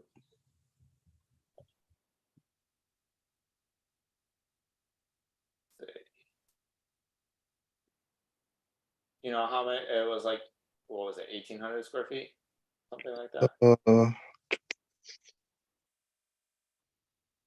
I think everything on Zillow was pretty accurate, but Like 1,100 or almost 11. 11 and a half, almost 12. Okay. So I mean, let's see if we can do this. I should have just left it up. And then do you know what year build it was? hold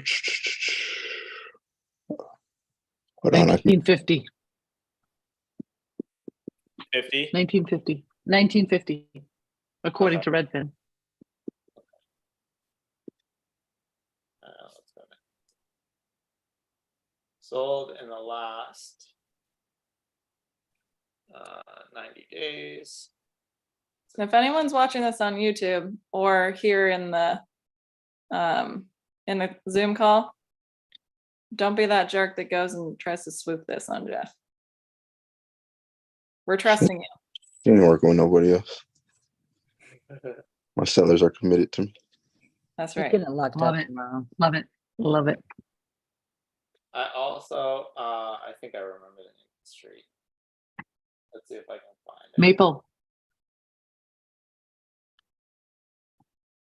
Jeff, do you know about where it is on here, since you obviously know this area well? It is. Hold on, I'm trying to zoom. To the right of 91. Yeah, It's right. It's one of those. Oh yeah, there you go. Yeah, so Okay.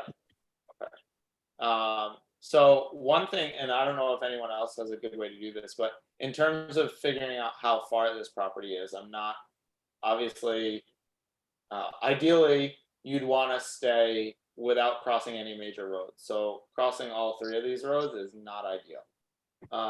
So what we can do is let's increase this and do like 1,500, and we'll go to 6 months, I guess. Nothing.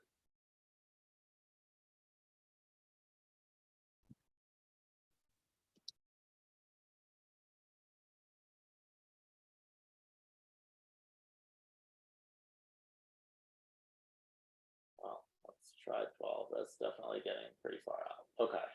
Cool. So when was this one's probably a pretty good comp, even though it was, well, almost a year ago. So you definitely want to adjust for that. And I don't know, Jeff, in that area, what would you say, like 10% adjustment? what was the difference with this one?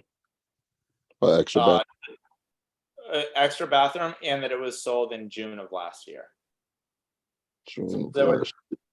Yeah, there was the only one that sold more recently is this one right here, which is a 2-1.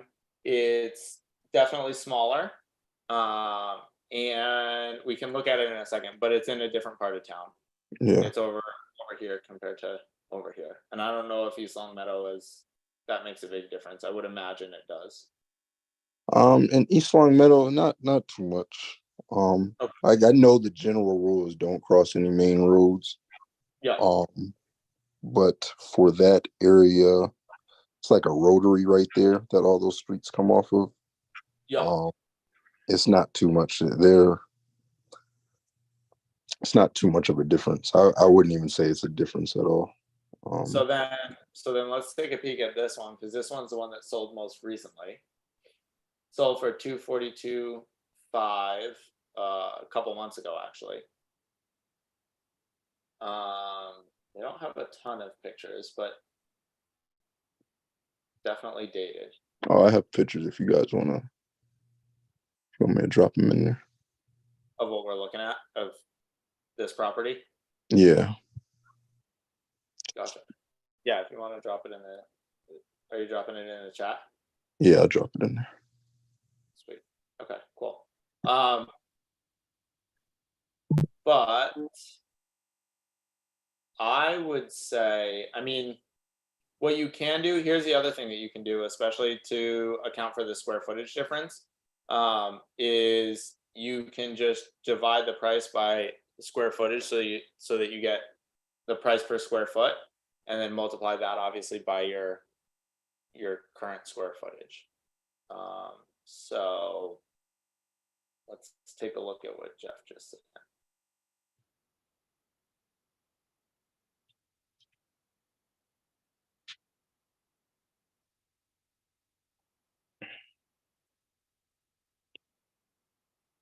So obviously there's a lot of clutter, but honestly it looks fairly similar just in terms of condition to the one that just sold. So that bathroom is like handicap accessible, so like the whole bathroom is the shower. Yeah. So we do need to get a tub in there or something. That is the only bathroom. Yeah. Otherwise, but it does look like it looks like it had a tub at one point. And Yeah, just yeah. took it out. So that shouldn't be too hard.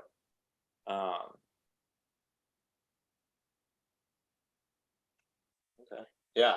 Other than that, we don't plan on doing a whole lot to it other than cleaning it out. Yeah. And probably just spending a little bit of money on that bathroom just to put a tub in there. Trash out and then making the bathroom functional. So yeah, I mean it seems fairly similar based on these, just literally these two pictures. Seems pretty similar to this house. Just a little bit larger. So I don't know. I would say you're somewhere around the 240-ish. Cool. Yeah. And that, that's without doing a ton of work on it. Yeah. So we'll probably get it locked up around like 170, 175. Yep. And then even if you put like, I don't know, what are you thinking? Like 10, 15? Yeah, 10 or so. Yep. Redo the bathroom. So yeah, that's what I would do. And then I don't know, do we want to come over to Babs and comp it? I think it's going to be about the same. I mean, it's not like there were a ton of properties here. This is sold within the last year. So it's not like there's a ton of activity around this area. But yeah, I think 240 is a good ARV on it. So yeah, on our novations, we generally calculate maybe 2.5 to the buyer's agent. Quane will list it and it'll only be at 1%. So 3.5 total for commission. Budget like 1.5 for closing costs. And what are we at? And then maybe another 0.5%. And if we bring on a private money lender, just like rough numbers. Yep. So we'd probably be at like 6% of the ARV. It would be our cost. It's in pre-foreclosure, so we don't really calculate for any, you know, payments being made along the way, because it's just going to come out the payoff. So whatever that ARV that we got, 240 or so at 90. Jeff, how long until the auction? Say it again. How long until the auction?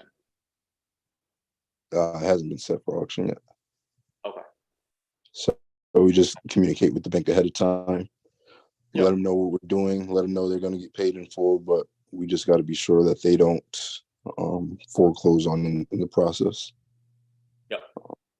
And we reach directly out and we position ourselves as a service provider for their borrower, for the homeowner. Let them know they don't have the means to get out of the situation, to fix it up and get it market ready, and that's where we come in. And we assure the bank that if all else fails, we'll be the buyer and they'll get paid out in full. But our strategy is to help them with any renovations and get it on the market. And we've had success with that, holding them off and getting it pushed out. If there is an auction date, getting it pushed out 90 days. And if there's not, just being reassured that it won't be foreclosed on in that time. Yeah. Though it is nice that there's no auction date currently set. Yeah. So it bumps that out even a little further. Yeah. And this is a novation, right? Yeah. I think you said that. Yeah. Nice. It definitely doesn't need a ton of work. So Jeff, you said something about your lender, like a private money lender. I assume that's just to come in with a renovation. Say it again. That's just to come in with the renovation budget, right? Yeah. If we even bother, you know, if it's low enough, we may just throw our own cash at it. Amex. Yeah. Especially if it's only going to be like 10 grand. Right. Because then, well, the thing with bringing in a private is just for the story to be able to, for nothing else, because that's a relatively small budget. But to be able to say you had a private money lender and you successfully did a deal and they got paid out what was agreed upon and everything went smooth, then when you get to those big deals and you need it, you could reference those things. Yeah, for sure. Yeah, there are other advantages than just needing the money right now. All right, let me stop sharing the screen and stop hijacking the meeting.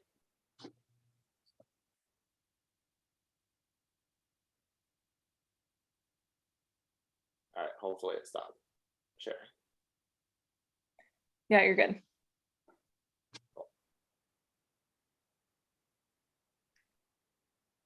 Do other people have ones to look at? Or I got anything? another one if you want me to stump you. Yeah. It's Even this one, or does someone else want a chance?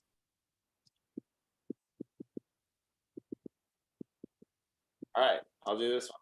Let's try it.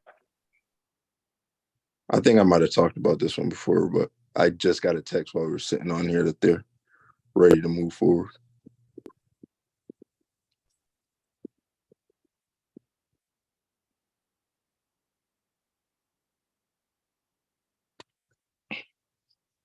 Okay. This time, let's.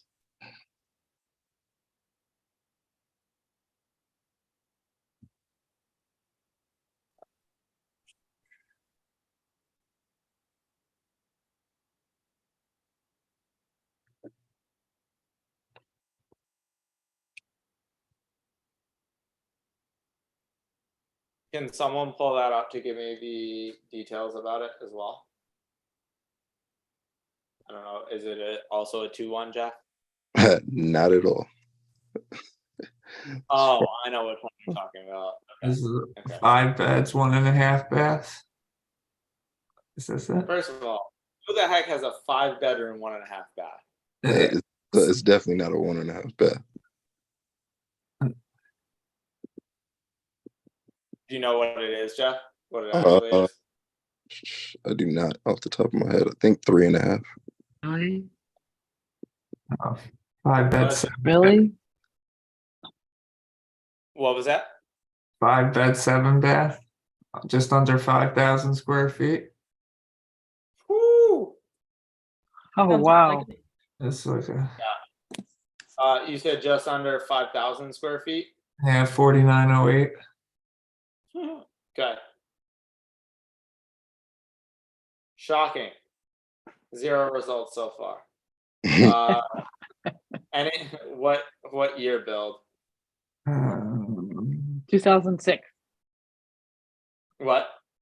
2006. According to Redfin.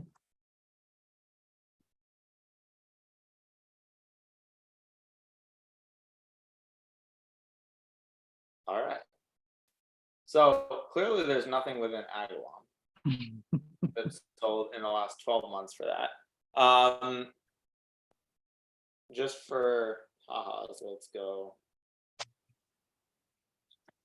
Jeff, is this one of the biggest houses in Agawam? It's probably the biggest house in Agawam. Yeah. So even if I go out 3 years, nothing of that size, even close, has sold. Okay. So let's go 6 months. Okay, cool. Do you know? Well, I don't even want to do this one because this one's in another state. So Agawam's right on the border. Yeah, so it's do you literally 3 know- from the border of Suffield. Yeah, yeah. What about Southwick? Do you know anything about Southwick? Southwick's a little further. Okay. I'll tell you what we did on this one to get a good comp for it, because you're not gonna find anything for it. Yeah. So if you run into anything like this is you have to do the legwork. It's gonna take more than just going on, Zillow or Batch and comping. So we reached out to agents in the area, and specifically agents in Agawam, and everybody knows this house. So we got numbers from them, and we actually got aligned with someone who has potentially a buyer who knows the property, who's actually seen the inside of the property. So the story with this one is this is a pastor who was in Springfield. He ended up moving down to Houston, and he rented the property to someone from the church, who in turn ran like an old folks facility out of it. So ironically, the person that we got aligned with who is interested in the property had a parent who was going there for the services. So they had seen the interior of the property, fell in love with the property. But that's kind of the backstory of what happened. That the tenant didn't pay any. They were making money from their business out of the property, but not paying any rent. So they had to go through the whole eviction process. They just got them evicted like a month ago. But we had to touch bases with agents in the area to get solid comp, because you're not gonna find anything. And so how they did it is they did go over the border into Suffield because it's right on the line, literally 3 houses from the line, and then they deducted some from that. And talked to 3 different agents, and they're confident it's in the 900 range, and one of them has a buyer who would be interested at that range. Nice. Nice. Marsha, I'm seeing your comments for the other comp. I don't know. Well, I don't want to put it on here just in case it gets shut down, but we will definitely take a look when I'm not sharing my screen and see. Jeff, do you see that one?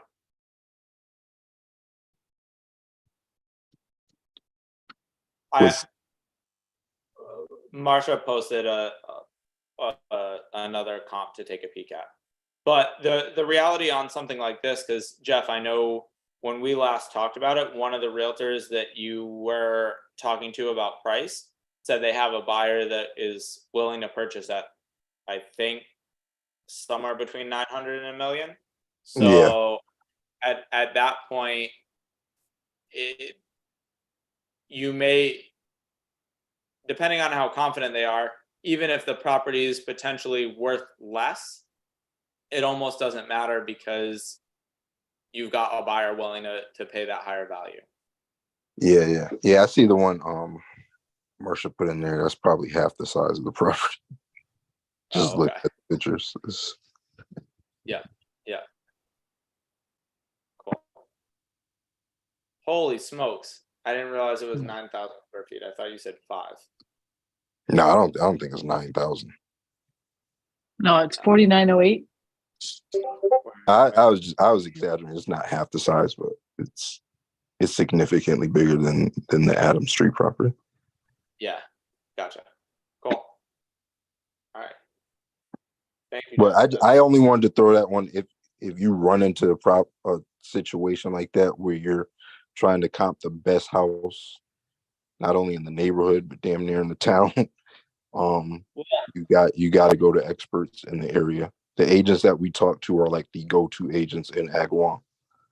It's not even necessarily the biggest house. Like sometimes we just had a property that's it's a large house, but also has like 3 or 4 other cash flowing properties, ADUs that are rented out on the property. It's I forget how big the lot is, but with something like that, that's another one where you kind of have to have someone that really knows the area, probably knows the property, and can give you some insider information rather than trying to just use recent comps. Right. And it's also important to make sure your exit strategy is one where you don't, because you're not as sure on the other end, making sure it's not something that you don't lose your shirt, or you're not making promises to the owner that you can't keep. So it's been full disclosure with this owner, what our plans are, what we're able to do, the connections that we have to be able to, fulfill on our promises, and letting him know, we're going. So this is a novation as well. And this is when I talk about novations are always a rehab. This we're simply putting ourselves in the middle of the deal, and rather than doing an assignment to, a end retail buyer, we're simply getting it under contract as the buyer and then bringing it to market. Mind you, he's in Houston, so this particular situation is more of like a white glove service. He's in Houston. He came up here a couple weeks ago. First time seeing the property since it was vacant from the tenant who wasn't paying. So he's paying for a mortgage in Houston. And with novations, they're not always behind on their mortgage. He's been keeping the payments up. So paying for a mortgage up here, paying for a mortgage in Houston, paying legal fees, to go through that eviction process, which took over a year. So there's a lot of pain there, and it's not necessarily behind on his mortgage, but we're offering more of a white glove service because he's trying to recoup some of the money he's been, shelling out. He's got a current mortgage, and he just wants to put 50 grand in his pocket once the mortgage is paid off. So we promised him that, and we asked him straight up, do you mind, if we can get you that, do you care if we make money off the deal, or how much money we would make? He said does not care. If he can get it sold, get this thing off his back and get that number in his pocket, he's fine. So we're gonna move forward in this deal structure that doesn't require us to get tied up in the property without a real exit. And we're doing the legwork to align ourselves with a buyer, and we'll fulfill the transaction and fulfill our promises that way. Jeff, did you say you had a specific buyer in mind? We have someone who's definitely interested, who's seen the property, knows the property well. One of the agents that we reached out to, who's one of the top realtors in that area in the town of Agawam, It's one of her clients. Okay, good. What are you asking for as far as a commitment, an EMD commitment from this buyer? From this retail buyer? Yep. I So, mean, so they're they gonna, can't back out on you. yeah, I mean, it's all retail, right? So we're not dealing with investors. So we're moving forward in the process of what they typically do in that price point. You know, it's the 1% of the purchase price. So we're doing that standard. We can't throw all kinds of curveballs because it's on market. They're traditional. The realtor's traditional. You know, we're not gonna scare them away with all kinds of, you know, requests. So it'll be pretty. You know, we're going to them as the representative for the owner. And so as far as they don't know our whole structure and what we got, you know, what our So arrangement is. just a traditional, a little down with offer and then more when you go to Right, payment. right. Yep. Okay. Yeah, good luck with that. Sounds good. Sounds Thank you. promising.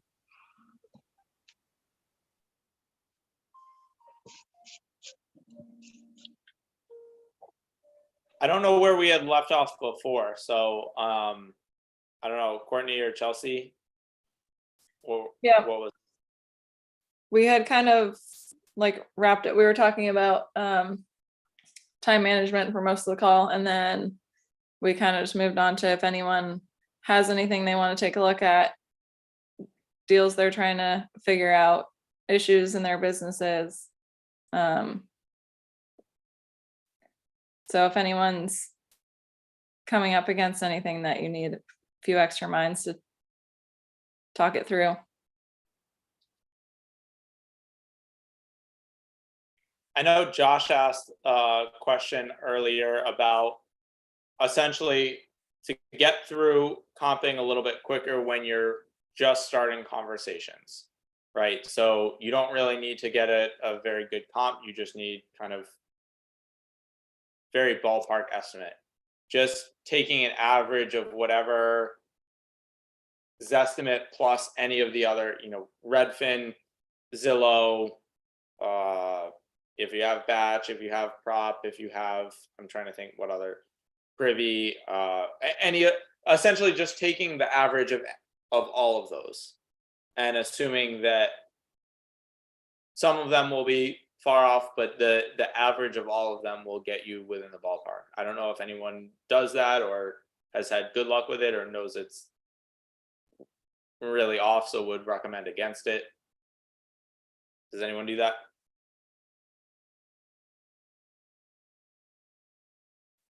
Everyone is quiet today. Holy cow. No, we've done that before, Ari. That's it's sort of the equivalent of the multifamily quick back of the napkin comp, and it is fairly accurate.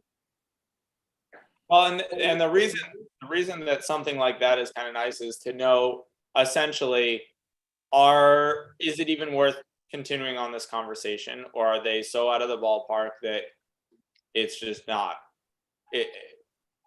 They're asking for something that they won't, that you won't be able to get close to. So I guess that's the advantage of it. And obviously, you know, you would never want to use that as you get closer to making an offer on a property or purchasing it. And so you do have to be careful with it, but it can get you through a bunch of properties pretty quickly. Yeah, and like you said, good advice. Throw out the outliers. If there's one or two that's way off, just toss that aside. Yep. Yep. And obviously said he. Go ahead. I was just going to say the more the better. Yeah. Josh just said he tried it on that property and that it's pretty close to that 900 ARV the agent mentioned. So I hadn't heard of that before. Interesting. Yeah, definitely sounds like an integrator talk, and definitely sounds like I mean, you could make a really quick spreadsheet. We might even have one somewhere, but a really quick spreadsheet, just toss those numbers in. If anyone was able to be really fancy and do some either coding or whatever, but you can probably pull all that information automatically. Just type in an address and have your spreadsheet. I don't know who would be able to program this, but just pull it all into the spreadsheet and have it done in a matter of seconds. So Do you want to give them the top 5 in case there's any newbies that don't know which to put in? I mean, it's the obvious ones, of course, but yeah, I mean, I guess, Alan, it depends. Like, if you have access to some of the subscription ones, then great. But if not, Realtor.com, Zillow, Redfin, Trulia. Trulia. Yeah, I was gonna say Truly something, Trulia. And then I'm not sure what the last one I would use. I feel like some of them, I would personally use one of the subscription ones, but Yeah. not everyone. Right, and I think the essential purpose is when you don't have access to the subscription, or you just have the ones that are online. I know I always have trouble coming up with the 5th one too, but it's one that everybody's heard of. It's just or if you have one that you use that you know of, then you like, then just use that as the 5th. But those are definitely the top 4. Yeah, yeah. And five is good, but I don't know, at a certain point you've got more than you need. Right. So, but I like that Like you idea. said, like you said, integrator thinking. More is Yep. better. Exactly. And yes, Josh, I did know that. I don't know, is that public? Can people use that? Would you unmute yourself rather than just typing in the chat? Thank you. Sorry, I'm outside. Going to Walmart, but what is it called? Everyone could access it now. I was doing on my phone. You guys be able to access it. Cool. All right, sweet. Well, thank you. Yeah, if people want, I guess Josh had already made that, so feel free to use it to get it. It's got a bunch of them. It's already programmed, so all you have to do is look online, type in the address, look at those sites, type in the estimate that they give, and then it'll shoot the average over. So it's great that it gets it pretty close. It's perfect. Who else? Do we have new people still on the call? We went through new people at the beginning, but I don't know that I've seen Celeste on here before. Maybe I just missed her before. She's definitely been around a little. Okay. While. Are you on though? Yes, I am. Cool. Give a quick hello. Hi, everyone. I am in the kitchen doing the dishes. So I'm just, but I'm here. Yes, thank you. Hi, everyone. I saw you at the, I was at the big meetup last time. So Okay. yeah, I heard you present in this, and you did a great job. Oh, I appreciate it. Well, I'm sorry. I didn't recognize your name, so I'm sorry. But No worries. Totally fine. Thanks. I do have a quick question though. Yeah, go for it.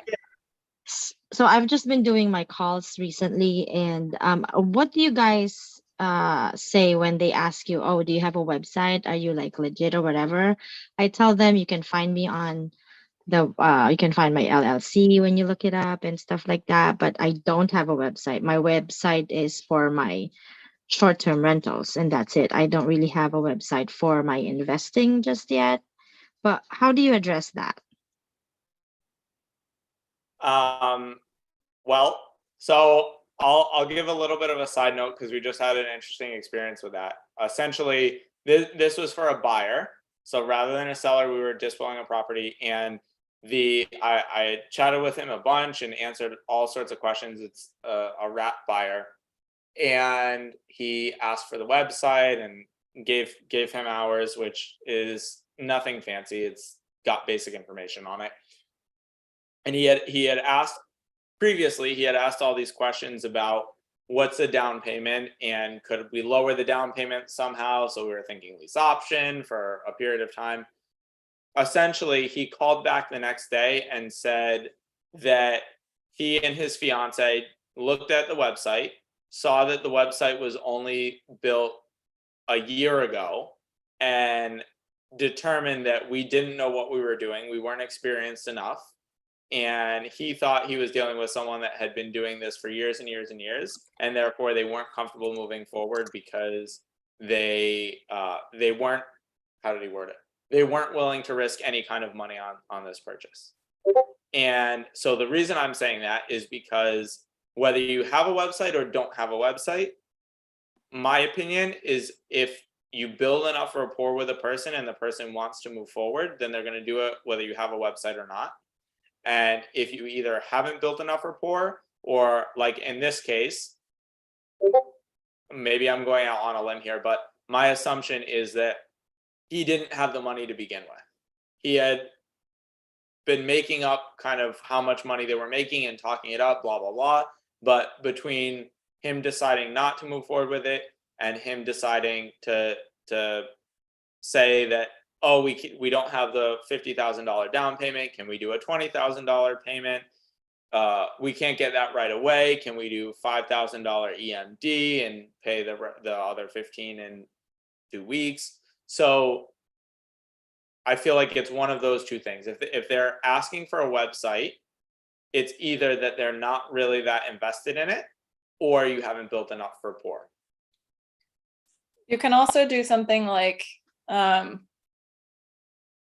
just say we're like local mom and pop kind of thing. It's just me and my husband, or, whatever you want to say, or whoever it is, and say, but we, I totally understand, you don't know me from the saying I've been hearing a lot is a hole in the wall. I don't know how much I love that one, but that you can put together like a credibility email and just say, sometimes it makes our sellers feel more comfortable seeing what we've done in the past and, getting to see our faces and whatever, however you want to say it, and just putting something together in an email and sending that over. And you can make it a little more personal that way too. So yeah, I'll real quick, I'll piggyback off what Chelsea just said. That credibility email is key. So that Agawam property, I just sent out the credibility email this morning. We talked. He said he was getting back on a flight to go to Houston. He was putting a sign in the yard, and I reached out to him. I told him to squirt everything to ask for, because he's going to get calls from investors. So I told him, no inspection, 10K EMD.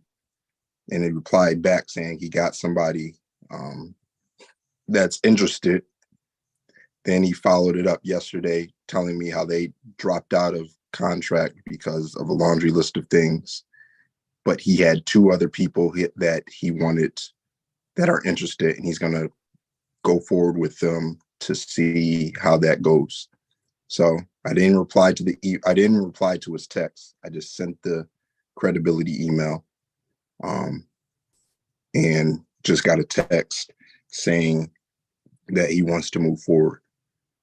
But to piggyback off what Chelsea said, my go-to response is figuring out why they're asking that question, right? You want to see an email. Well, I understand, like, what is exactly on the email or on the website that you are hoping to see, right? And we just let them know, I say a version of what Chelsea says, which is, I don't have a public facing company, right? We don't really spend a whole lot of time with websites because we're not offering our services to the public, right? So that's my go-to. And then if they need something, I send them the credibility email, and they got a list of 5 different websites from Pace on that credibility email that they could look at. And that has worked well. You can also say, like, about the, we're not public facing, kind of in a way diss the other guys by being like, if you're looking for a big company, like, I totally understand. We just don't function that way. We like to be a little more personal about it. Those are great. Yeah, thanks. I should have. Yeah, that's great. So the credibility email, do I have to put, because I haven't done a deal yet, so I understand if you send out credibility email, underneath there, see below the deals I've made using this type of strategy. I haven't done any. So is it okay for me to put someone else's in there or take one of It's all his and paces. put it They're in all there? paces deals, right?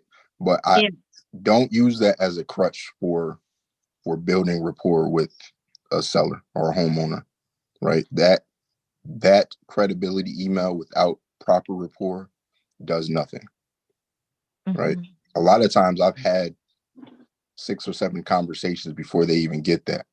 And I sense we're at like a plateau. And then I usually send that over.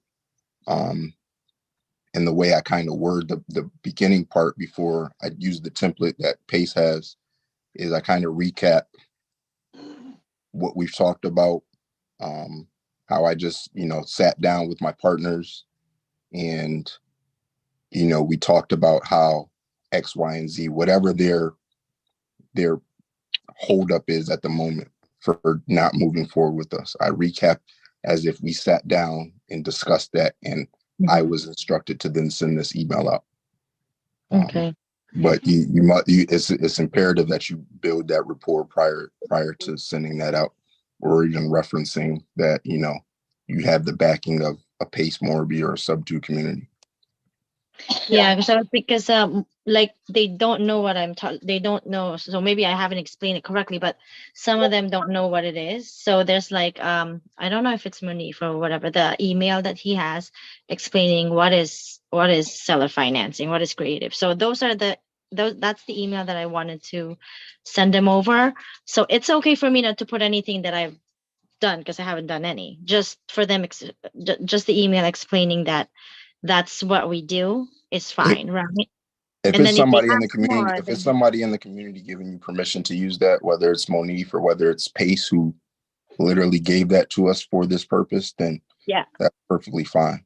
But yeah, it's important for you to have the wherewithal to be able to navigate what questions, because there could be questions that come from that if you're not ready for it could hang you up. But that's where the community comes in. That's where leaning on us comes in, especially for your first deal. I yeah. can tell you, and we've had this conversation a couple weeks ago, right? Yes, we did. About We did. where the hang up is. Mhm. So don't try to do it all on your own. You'll get there. I know for a fact you will. But in the interim, like, don't try to do it all on your own.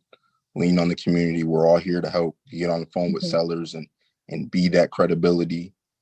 And we have the knowledge to be able to talk through, whatever different exit strategies we need for that particular deal without using those fancy words that could scare a seller away, right?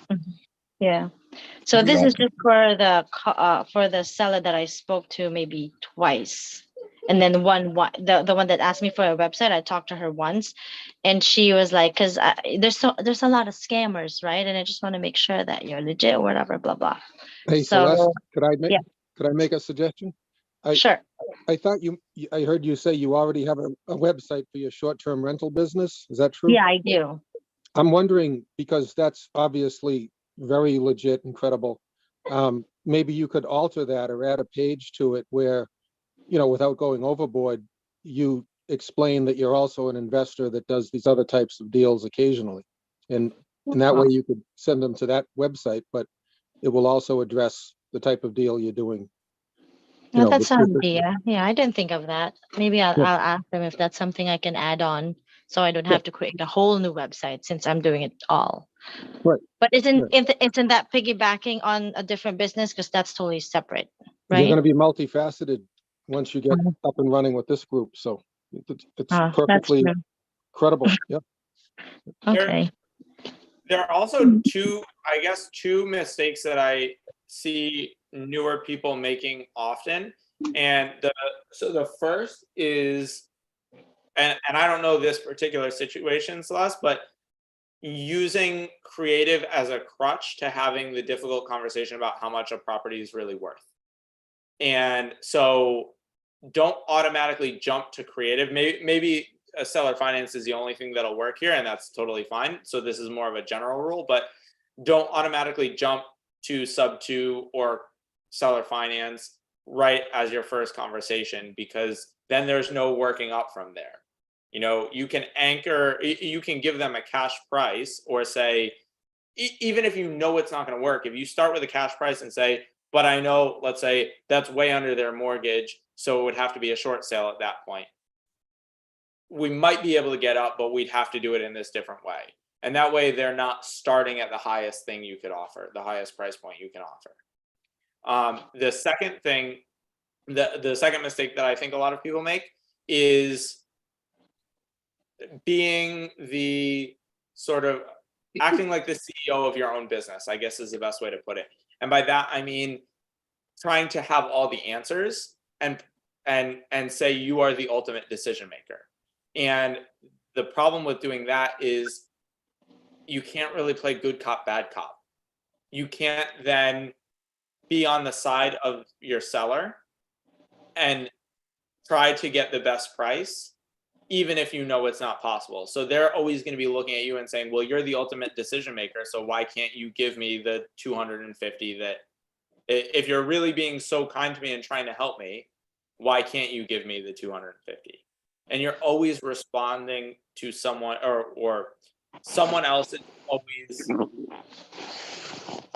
sort of above you, whether that's your family, your lender, your partner, your end buyer. There's someone else that you're answering to, so you truly aren't the decision maker in all of this. So be fine essentially saying, you know, honestly I don't know, I'm just having these initial conversations. I'd have to talk with my lender, I'd have to talk with my husband, I'd have to talk with my partner, I'd have to talk whomever. But you always have to talk to someone else, and it's very true, you do have to talk to someone else. But don't create the illusion that you're the ultimate decision maker. And it also takes the pressure off of you. Like if you're worried about getting stumped, or you're worried about sounding like you don't quite know exactly what you're talking about or whatever, like I feel like that gave me it took so much pressure off me when I realized that it's better to have that option to then be able to put yourself on the side of the seller and be like, you're going to bat for them. Like I have to go talk to my team about that.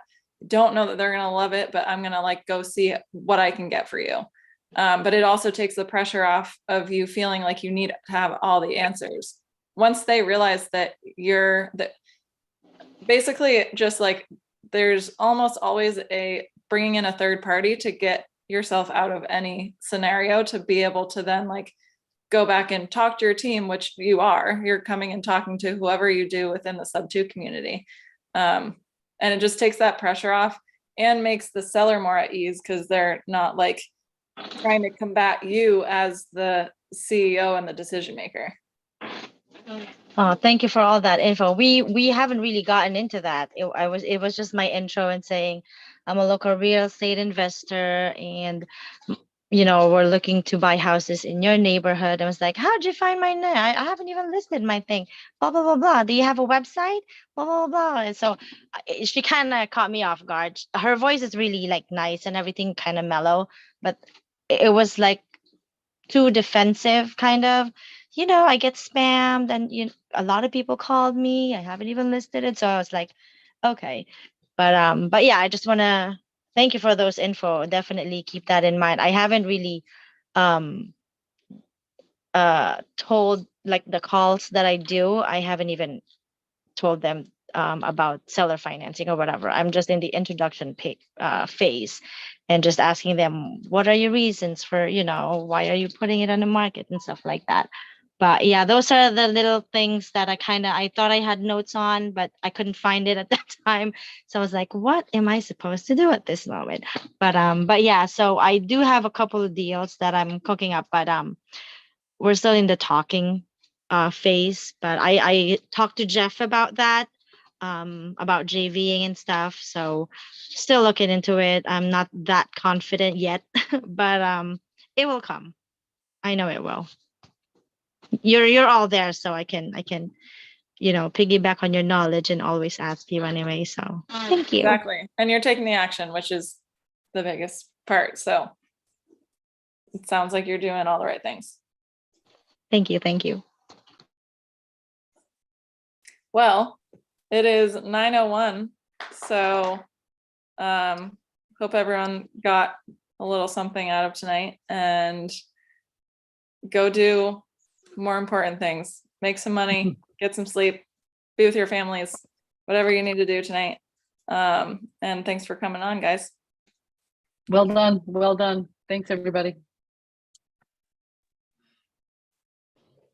Have a good night. Good night. Thank you.